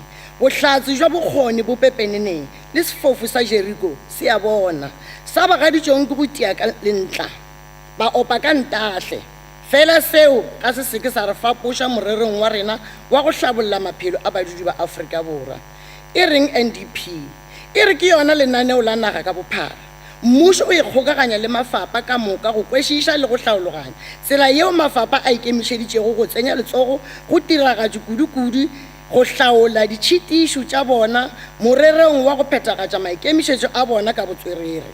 Lenaneo le ke lona le tla matlafatšago ditekanyetšo tša mašeleng dikgorong tša go fapana-fapana. The NDP has also identified the task of improving the quality of public service as critical to achieving transformation and has also prioritized the need for the state to professionalize the public service and strengthen accountability. Ya itšokotša ANC, ya itšokotša. Modulasetulo, re eme fa re le komiti re phethagatša lona la motho wa pijana ge a re hlatse tše pedi tše tharo di a botega. Ga nkabe e se lona re be re ka no re tsena temeng ministara le motlatši wa gago mošomo o tšhabe diatla ka gore kgonthe gona le a šoma. Bohlatse bo gona. Pukwana ya boitsebišo e bile tlhoba boroko go badudi ba Afrika Borwa ka mahlatse ka gore ba re ga a topše. Basadi ba ANC ba ile ba gwantela mopresidente wa maloba wa mmušo wa hlaolele ba thulana le Tompas. Tompas gape e be le kana le notebook ya for choir. Ngwaga ke wa 1956 le hono re ingwaya ka lekomane ka magetleng ka lebaka la maetapišo a lena ministara smart card ke sona. E bile go se tšweletša go tšea matšatši a mahlano fela ke tsefela go gore le paperless ke gatele pele taba ye sellathekeng ke sona. Robala ka khutšo mama Ruth Mompati o ilwele ntwa mehlala e bontšang gore na ka bukwana ya boitsebišo o ka diraeng. O ka ngwadiša ntlo, o ka humana mokitlana ka go fapa-fapana ga yona, o ka humana lengwalo la go otlela mehuta dinamelo ka moka, mphiwa fela wa bana bogolofadi bošuana le botšofadi e šita le tšona diphuthelwana tša dijo. Ke kwe le ba bangwe ba re re kgoboketša divouti ka tšona tšeo ga di lapiše gore ba bangwe ba bona ba tle mo parlamenteng ke ka lebaka la pukwana ya boitsebišo. O voutelo jwang o sena pukwana ya boitsebišo? Ke metla yo mašilo le mašilwana ga go sana poela morago. Re tsene mo go re iša ditirelo bathong re ra tšona ditšhaba. Modulasetulo kua ga e Limpopo ke kgotsofatša ke gore e hlokomedišiša taba ya go tla re agela meago e meswa. Lebaka ke gore fa go šomela go gona ke ga Madingwa goba ona mahlagaletšwa diofisi tše 15 di gare di a roropa ka smart card. Batšofe le ba ba sa itekanelago gore e lenaneng la go boledišana le ba SASSA gore bao ke bolelago ka bona ba tle ba latelelwe mo ba dulang gona. Ye ke bophelo jo bo botse go bohle ditirelo di batamela batho re gatela pele. Ga se gore ditlhotlo ga di gona. Badudi ba dinaga mabapi bao ba tshelelago ka Afrika Borwa ba sena mangwalo ao a lokilego gape ba bang ba sena ona ke tlhotlo go Department ya Home Affairs. Dikgorwana tša go tsena mohlala Bedbridge kgoro ya maphodisa e swanetše ke go matlafatša magora a mohlagase a bušetšwe sekeng go se hlokomedišiše taba ya go ngwadišetša masea di-certificate. A re tlhokomeleng taba yewe gobane ga se rena ka moka ba re kgonang go itirela ba bangwe re dikobo tša magetleng ge ngwana o mongwe tšena certificate go ya ka SASSA ga gona bothata ba tla go fa mphiwa fela. Ebile gape kgoro ye e na le maikemišetšo a go phošolola diphošololo tša maloba o tšhabe mmušo wa hlaolele. Modulasetulo kua maungwangaung the National Conference of the ASN resolved that government should reconsider its policy relating to centers for asylum seekers during consideration of their status and the department should take the lead in the border management agency as it is faced with immigration issues. This is just to mention but a few, and I am over the moon because the minister and the deputy minister, not excluding their personnel, ka hore seema se re, monwana ka o tee, ga o tope kgobe. Ka nnete, they are precisely doing that. Boutu ye re a ithekga, tswela pele ka moshomo wa lena. Together, let us create a better South Africa and contribute to a better Africa and a better world.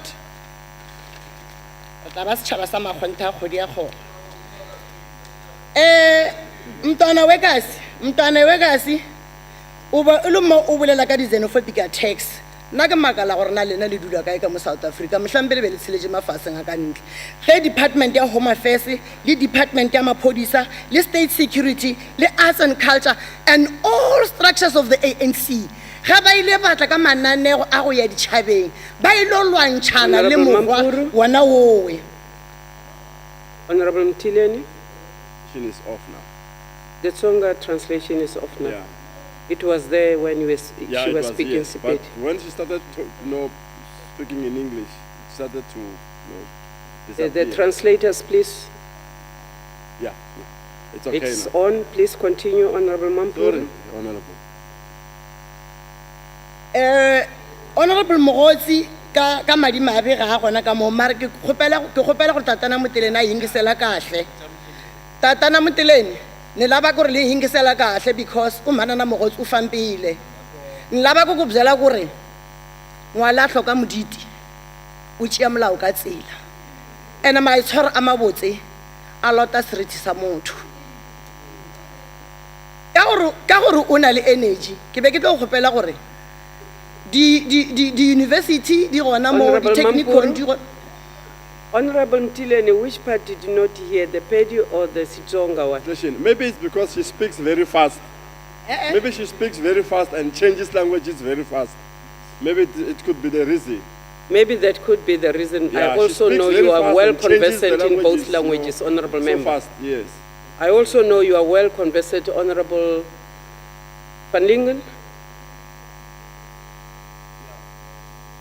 Well, the interpretation, please.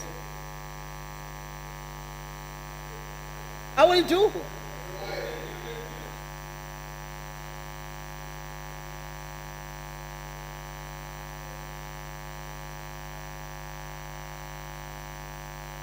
Please continue, ma'am.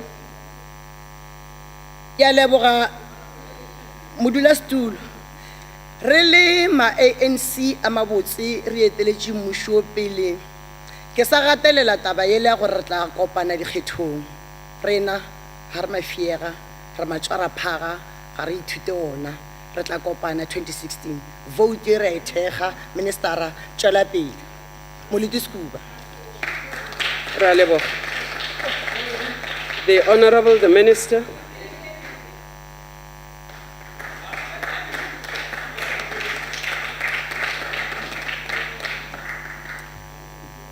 Thank you very much, Honorable Chairperson. I want to thank the honorable members for the debate. We presented here today 5 priorities to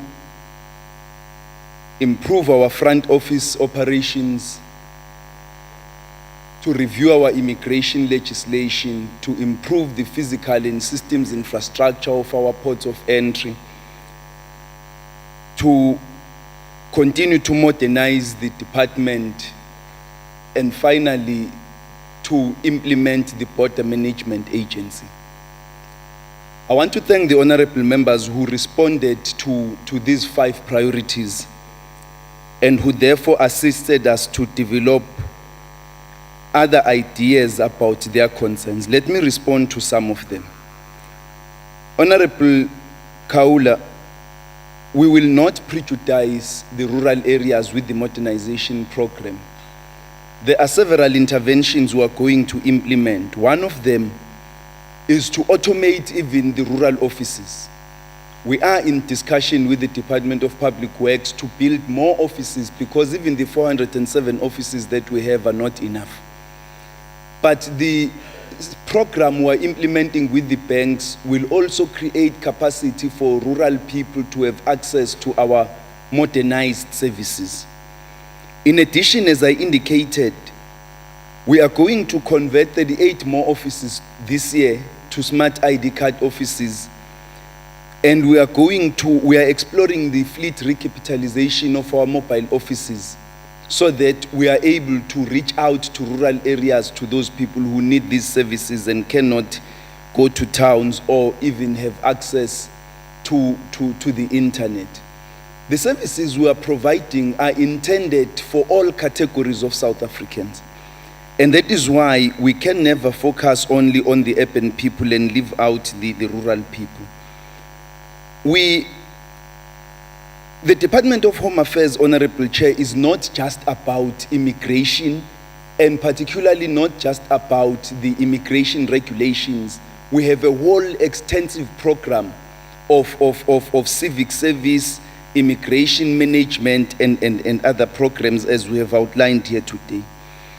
The members from the DA have focused all exclusively on the immigration regulations, as though the department is only about this. And I want to focus on two things. Last year when we spoke here, we indicated that there is a fundamental ideological disagreement on these regulations. Our disagreements are political. It's got nothing to do with the things which are being presented here today. Last year, the critical issue was the decision to remove the penalty and replace it with the declaration of a person as an undesirable person. We have moved further now to focus on two things. One, the requirement that an applicant must present themselves in person, and secondly, that any child, South African child leaving the country or foreign child entering the Republic must present an unabridged birth certificate. The question is, if you are opposed to this, who is this person that you want to enter South Africa without us knowing? Who is this child that you want to see leaving the country without us knowing? These things have got nothing to do with tourism. Among the 10 leading countries that have received tourists, the 3 amongst them, Italy, Canada, Germany, have exactly the same regulations as we have. But no, the issue is not about them, the issue is about South Africa. We are even being advised to be so naive as to think that human traffickers don't use regular means of entering the country, but will only enter the country irregularly. But that would be naive of us to think so. It would be naive of us to think that because somebody believes that we do not, the legislation to manage human and child trafficking exists in other departments, therefore the Department of Home Affairs has absolutely no role to play in this. We cannot agree with that perspective, and the Department of Home Affairs will not be bought into that type of reckless thinking. Let me be clear, honorable members. South Africa is not an island. What has happened in Kenya, what has happened in the Horn of Africa, will happen in our country if we are naive and we do not want to have a rude awakening. It is quite clear to us that we need to minimize the risks that are happening in Nigeria and other African countries and to learn from their experiences so that we can protect our country. For us to say we will sit and wait until such happens in our country, and only then will we be presented with other documents that say that government was sleeping, is to ask us to be naive and reckless. And we are not going to be part of that argument.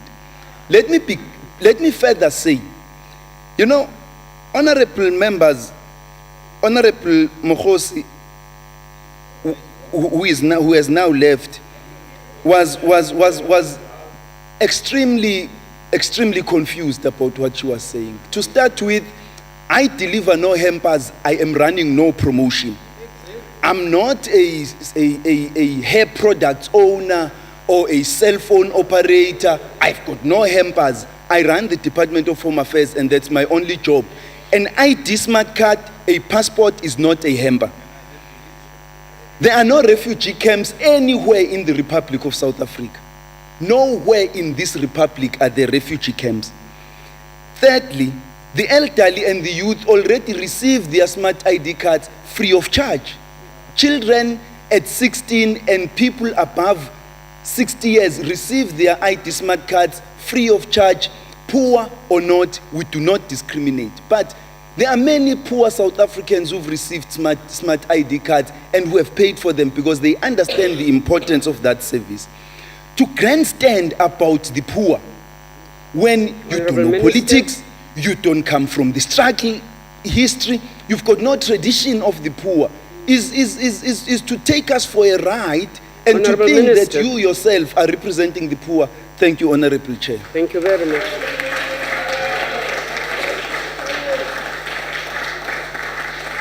Honorable members, that concludes the debate. And I would like to thank the Minister, the Deputy Minister and special delegates who participated in this debate. I also wish to inform this House that we have lost a colleague and a member of the House, the Honorable Van Brandis, and I wish to ask you to stand up for a moment of silence.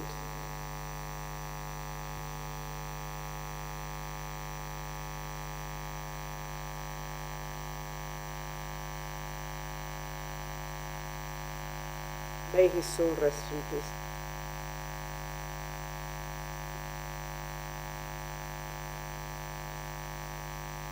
Honorable members, I also wish to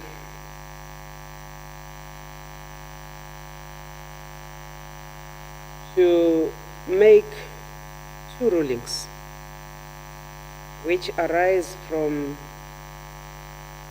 the points of order of the 14th of May during the time of the President's questions. The third ruling, I will wait until the Honorable Mateis is in the House, which relates to a point of order she raised. The second one is a point of order which was raised by the Honorable Mateis and the Honorable Mtileni during the plenary of the said day, the 14th of May, 2015. Both members raised a point of order, whether it was parliamentary for the President to say that he will deal with the Honorable Mtileni outside. The Honorable Mtileni alleged that he felt threatened by the remark. Honorable members, I indicated on that day that I would consult the Hansard and make the ruling on the matter. I have done so. According to Hansard, the President said, and I quote, "Perhaps I can see him outside and deal with the issues," close quote. Order, members. The President said this when he was responding to a question dealing with Nkandla, which was at any rate not on the question paper of the day. In my view, the President referred to the issues within the context of what he was responding to. And according to Hansard, the President clearly did not refer to dealing with him, the Honorable Mtileni, but to the issues outside.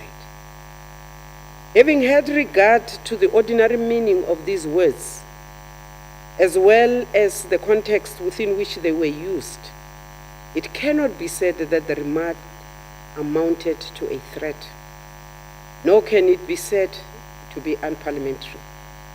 I accordingly rule that the remark made by the President is not unparliamentary, and the points of order raised by the two members can therefore not be upheld.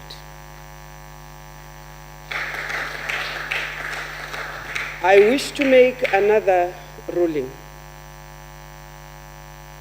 The Honorable Dlamini rose on a point of order during the same day. The point of order was whether it was parliamentary to call honorable members voting cows. I undertook to consult the list of unparliamentary expressions and to revert to the House.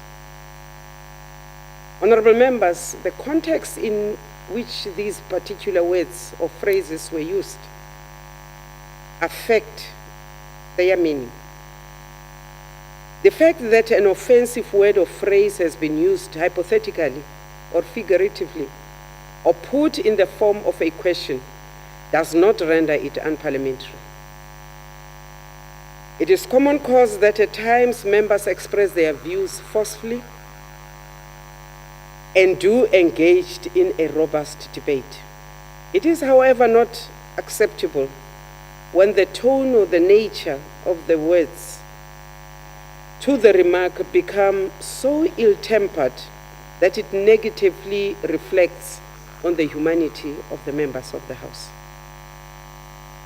The remarks by the Honorable Mtileni clearly referred to the members of this House. The remark likened the honorable members of this House to animals.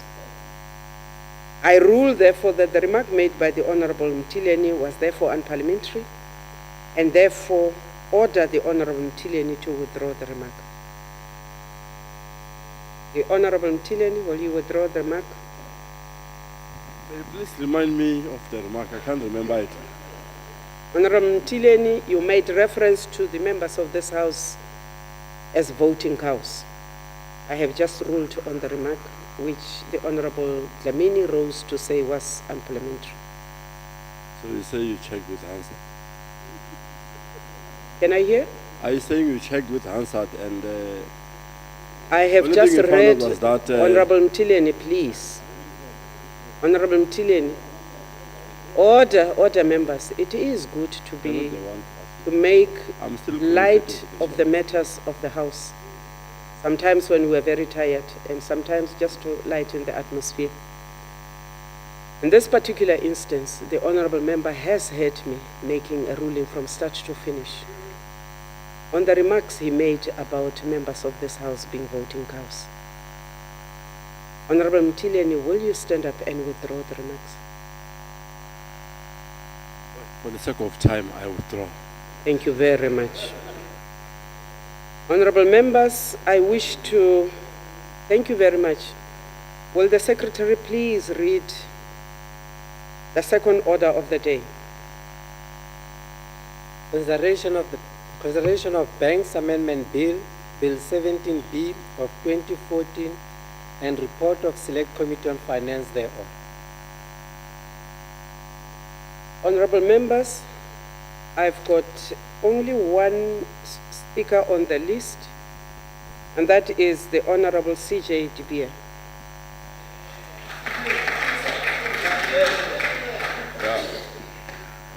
Honorable Chairperson, before I get into the report, the Honorable von Brandes was an honorable member of the Select Committee for Finance and the Select Committee for Appropriations, and added value to the work of both these committees.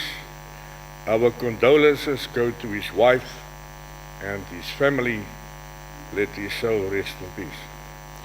Honorable Chairperson, the sound banking system and financial stability are key to ensuring long-term economic growth.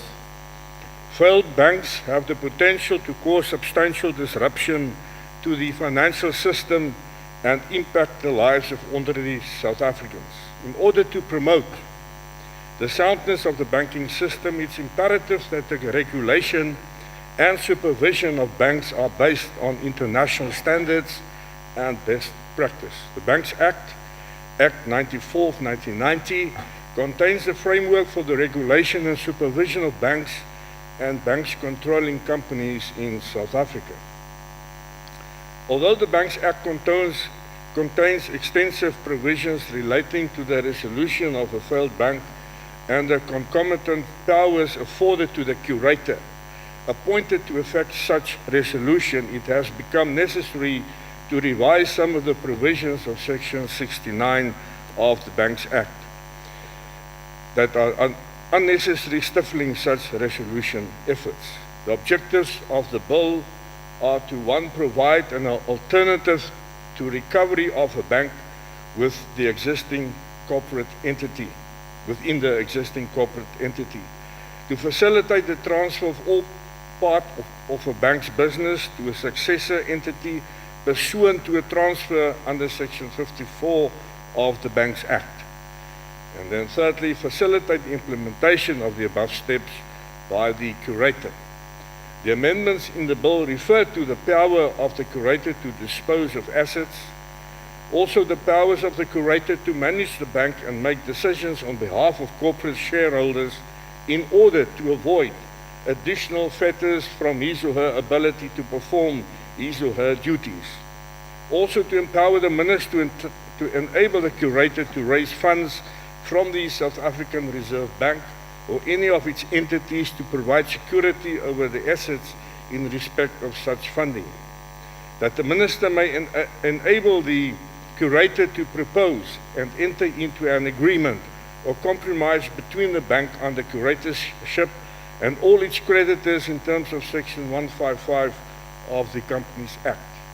The bill also expressed provision that any administration action taken in terms of the Banks Act, including by a curator, is subject to the promotion of the Administrative Justice Act No. 3 of 2000. Honourable Chairperson, the Select Committee on Finance unanimously approved the amendment bill. I move that the House consider this report. Thank you, Chair. Thank you. Honourable members, this concludes the report and the debate. I shall now put the question, and the question is that the bill be agreed to.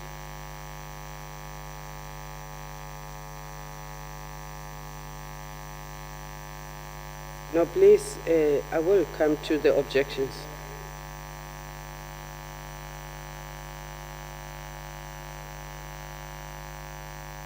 Honourable members, in accordance to Rule 63, I shall first allow political parties to make their declarations of the votes if they so wish.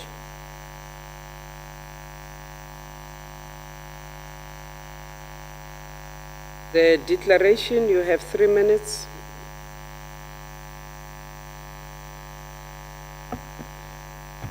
Thank you. Experience of this House sometimes shows that you cannot be, noted if you want to say something. So you have to just come to the fore and... Honorable Chair, the EFF objects the Banks Amendment Bill. We are asked to amend the legislation to save the very same banks that continue to play a role in facilitating some financial crimes, including illicit financial flow. Now Parliament must change legislation so that we can continue to protect white capital monopoly, while the poor and working South Africans are exposed to high unsecured lending practices of loans they cannot afford. The EFF has called unequivocally what South Africa must do with banks, including the Reserve Bank.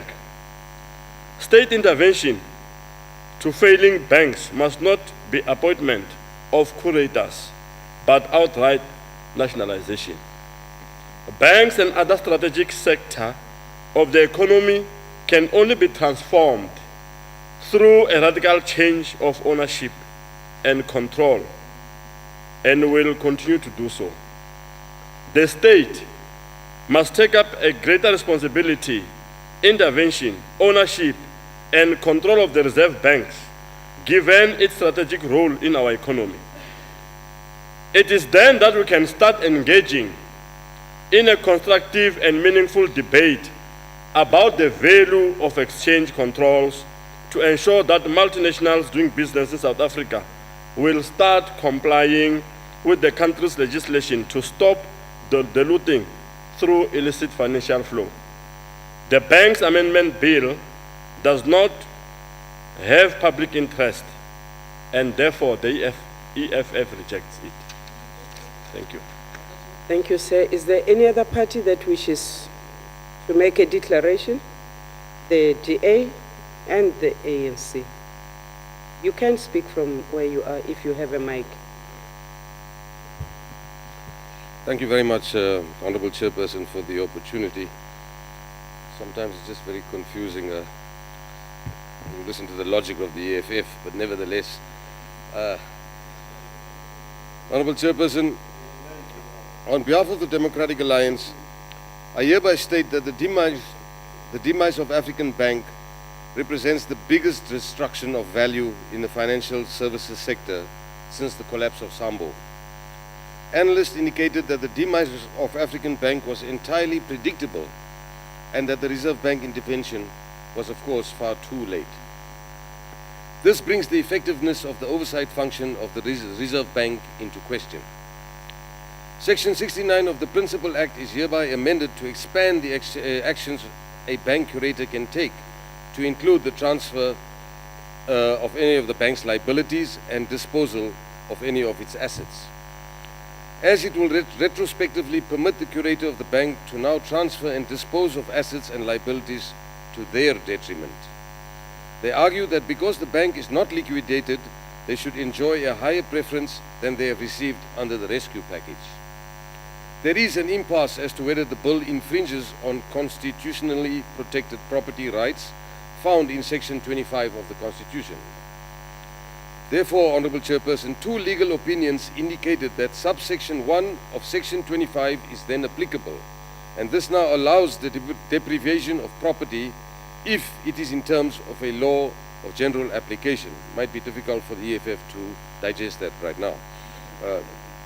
This law does then not provide for arbitrary deprivation. So, noting the different legal opinions, Honorable Chairperson, presented to the committee, the DA is, however, aware that we need urgent legislation to give effect to the restructuring of the new bank. We noted the curator's view that the company or bank is insolvent and that Section 69(3)(b) is the existing power in the Act currently. The amendments are merely bringing curatorship up to date. The curator stated that the only answer is from the consortium of banks to restructure a financial solution. In conclusion, noting that liquidation should be avoided at all costs as the reputation of the banking sector and the economy of South Africa should now be protected. Chairperson, I thank you. Thank you, sir. The Honorable De Beer. Honorable Chairperson, the bill was unanimously adopted in the Select Committee of Finance meeting. The ANC support the bill.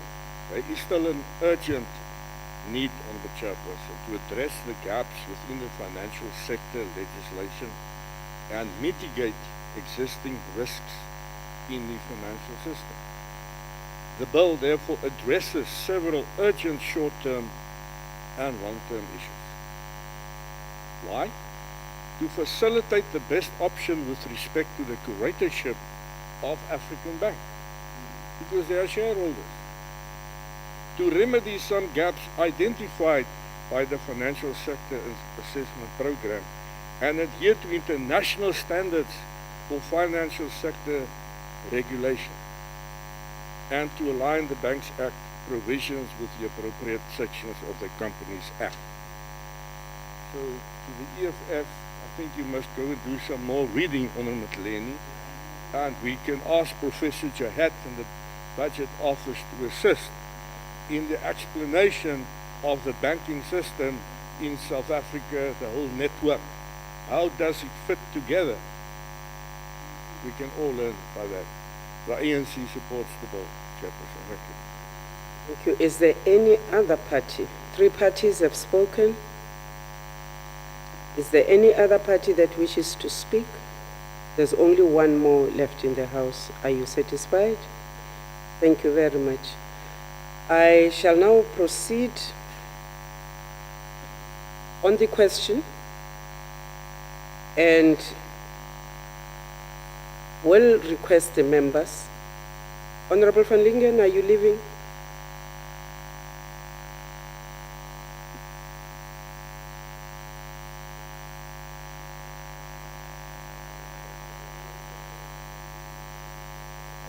Honorable van Lingen, can I just say that to the members so that we can relieve the Honorable van Lingen, she needs to go. Members, I am going to ask you to proceed to vote on the questions. Members will vote by pressing in favor, against, or abstain. And the voting starts now.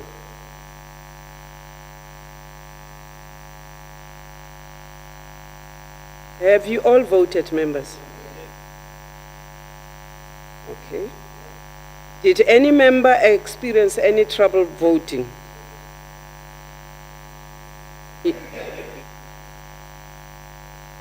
Order, the voting has now closed. Table staff, please.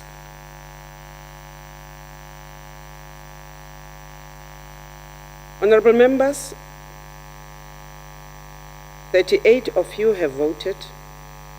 Those in favor are 37. Those against is 1. Abstention is 0.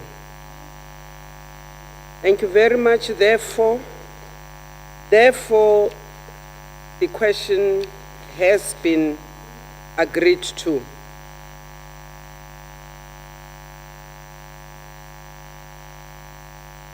Is there any, do you want to come back, Honorable Mtileni, you object?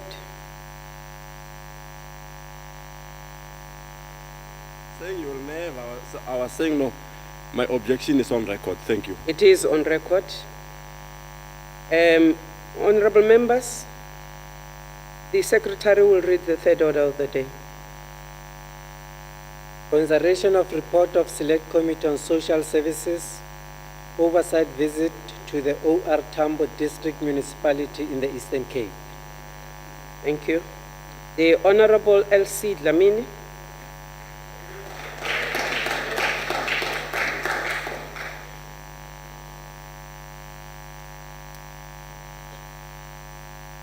Very much, Honorable Chair. On behalf of the Committee of Social Services, would want to send our heartfelt condolences to the family of Honorable von Brondis. I pray to the Lord to bless the departed soul with eternal peace and give his family the strength and support to cope up with the loss. May his soul rest in peace. Honorable Chair, the Select Committee on Social Services undertook an oversight to OR Tambo in district in the Eastern Cape. The purpose of the oversight was to check the national health insurance system, the implementation of that system, and the progress thereafter, because OR Tambo district is the only district in the Eastern Cape that is piloting the insurance. The whole committee, except Honorable Matthews from the EFF, was not part of the delegation from the committee. Honorable Chair, I will not, because we have a detailed report, I will not go through the detailed report, but I will go straight to the findings of the committee. That these are the following findings of the committee. The infrastructure remains a huge problem in the hospitals visited, as they are dilapidated, and the most building need upgrading, except in the Nelson Mandela Academic Hospital. That one is a state of the art, is one facility that we must be proud of in terms of the cleanliness, in terms of the building, and in terms of the facilities that it has. And also the allocation of budgets, poor staff accommodation, lack of staff complement with huge vacancy rate, difficult accessibility to hospital. Even though all health facilities in the country are within a 5-kilometer radius, but in the rural areas still becomes a challenge because of the other issues which are not part of the health sector, like your road conditions. It takes longer for them to access the health facilities. There is also inefficient and equitable distribution of resources between the public and private health care sector in relation to population of our Tambo district. Honorable Chair, I will go straight to the recommendations of the committee. The committee, Honorable Chair,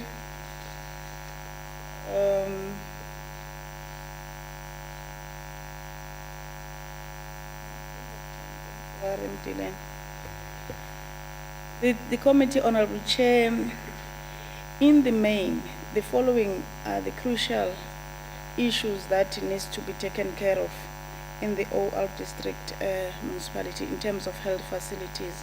The upgrading and or rebuilding of healthcare facilities, especially the Umtata General, the very old hospital, addressing the challenges caused by the rationalization process, including creation and finalization of organizational structure for institutions or healthcare facilities, the filling of critical clinical and non-clinical posts, installing and or improving supply chain management system to better enable provision of quality and healthcare services. In one hospital, we find that the main problem there was the issue of the understanding of the budget, and the person who was heading the hospital was very much open with that they don't understand the budget, and only to find that when we're reading the budget, in fact, they had accruals.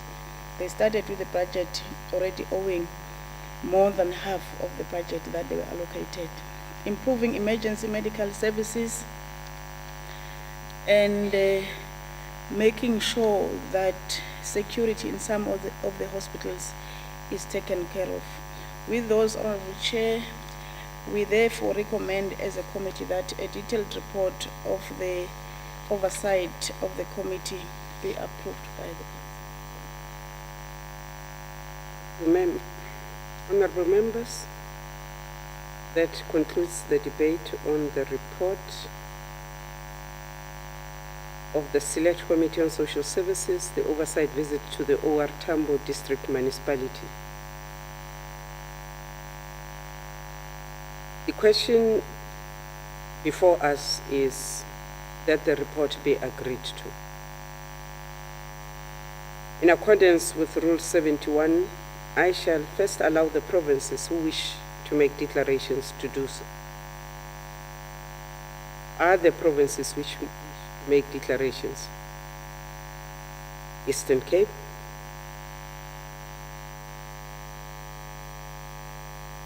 Enkosi Sihlalo walendlu egameni le-African National Congress, emveni kokuba ikomiti indwendwele isithili sase-OR Tambo yafumanisa into kokuba kunezinto ezicela umngeni, umzekelo ingakumbi kwicala lendlela. Iye yazama i-delegation yephondo uba idibane nomasipala kunye nabaphathiswa ukuqwalasela lo mba wendlela. Kungoko kulo nyaka mali umphathiswa wayabekela imali engange 394.6 million ukujonga umcimbi wendlela kwela phondo. Kwakhona mhlawumbi ngaphambili okokuba uyaphaya kwesa sibhedlela saseMthatha esibizwa ngokuba yiNelson Mandela Academy, umuntu owayegqibele esa sibhedlela sikwimeko ebucayi. Uyawuphawula into kokuba namhlanje kwela candelo labantu abagula ngesifuba, urhulumente waseMzantsi Afrika uye wabeka indawo apho abantu abaxelenga khona, ingakumbi abantu bebefudula bekweza ndawo zasemigodini abaphathwa zizifuba.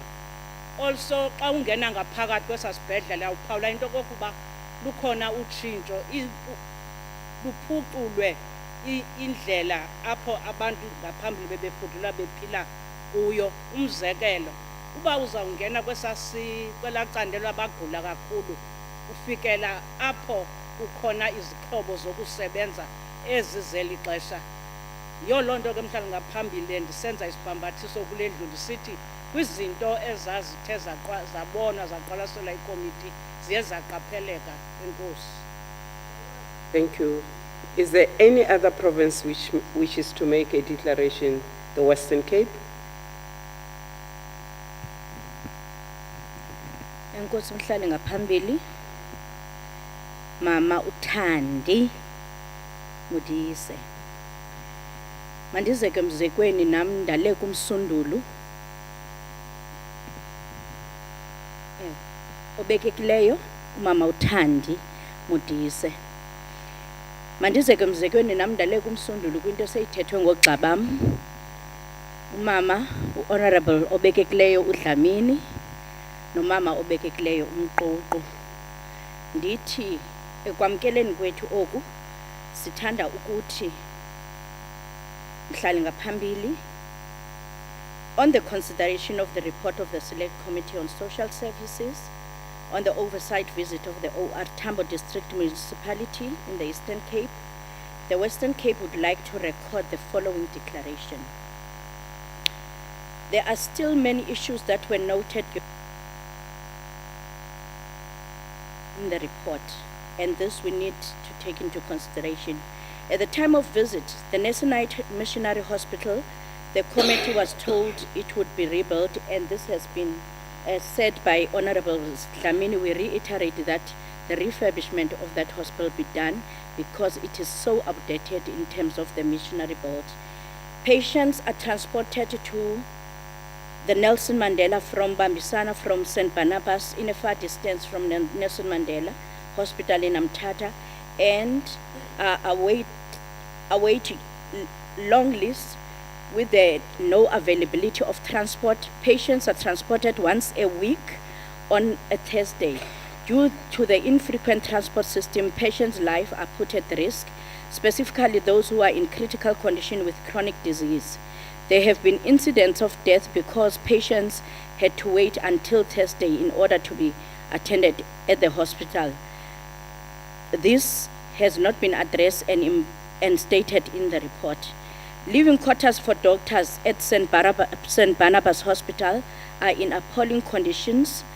This should also be addressed within the report, as doctors are unable to operate in their most effective physical, mental, and emotional state. The poor road infrastructure, as mentioned by Honorable Mququ, towards St. Barnabas compromises the critical and timeous departure and arrival of ambulances. There appears to be no coordination between the Department of Health and Transport within the Eastern Cape to address the issue, and this has to be taken into account. It is critical that the departments work together, as it is detriment to the health and lives of many poor people within the Western Cape. I thank you. Thank you. Is there any other province? Tuchai, you are from the Eastern Cape. Am I to understand that the Eastern Cape is not united on this report?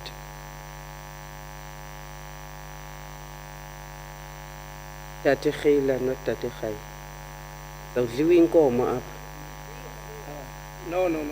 We are united, Chair. You are united. But it's just a small one. I think it's very important.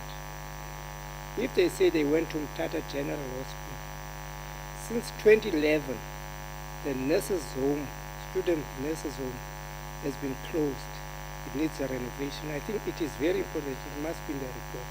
It's very important, Chief Justice. It's important. The Eastern Cape is making an addition to their report. The Honorable KZN, were you... wanted to make a point of order, but Chair, you've ruled in a better way in terms of them making an addition. Thank you. Does that mean that no other province wishes to make any declaration, and therefore we can proceed?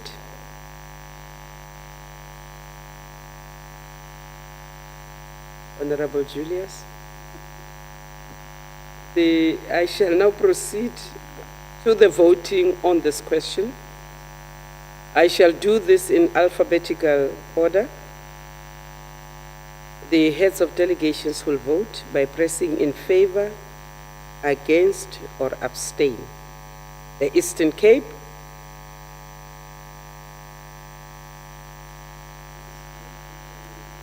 Thank you, is there a point of order? It's a process difficulty, Honorable Chairperson. Okay. That I'm the head of our delegation, but I'm not. You don't have the entitled button to there? vote, yeah. Okay, let's make it easy. The Eastern Cape by show of hand. Are you for or against? Eastern Cape is in favor. Thank you. Free State, Itini Free State. You have voted. Gauteng. Gauteng is in favor. KZN. In favor. Limpopo. Mpumalanga. Northern Cape. The Northern Cape supports, Chair. Northwest. Northwest agrees, Chair. Western Cape. The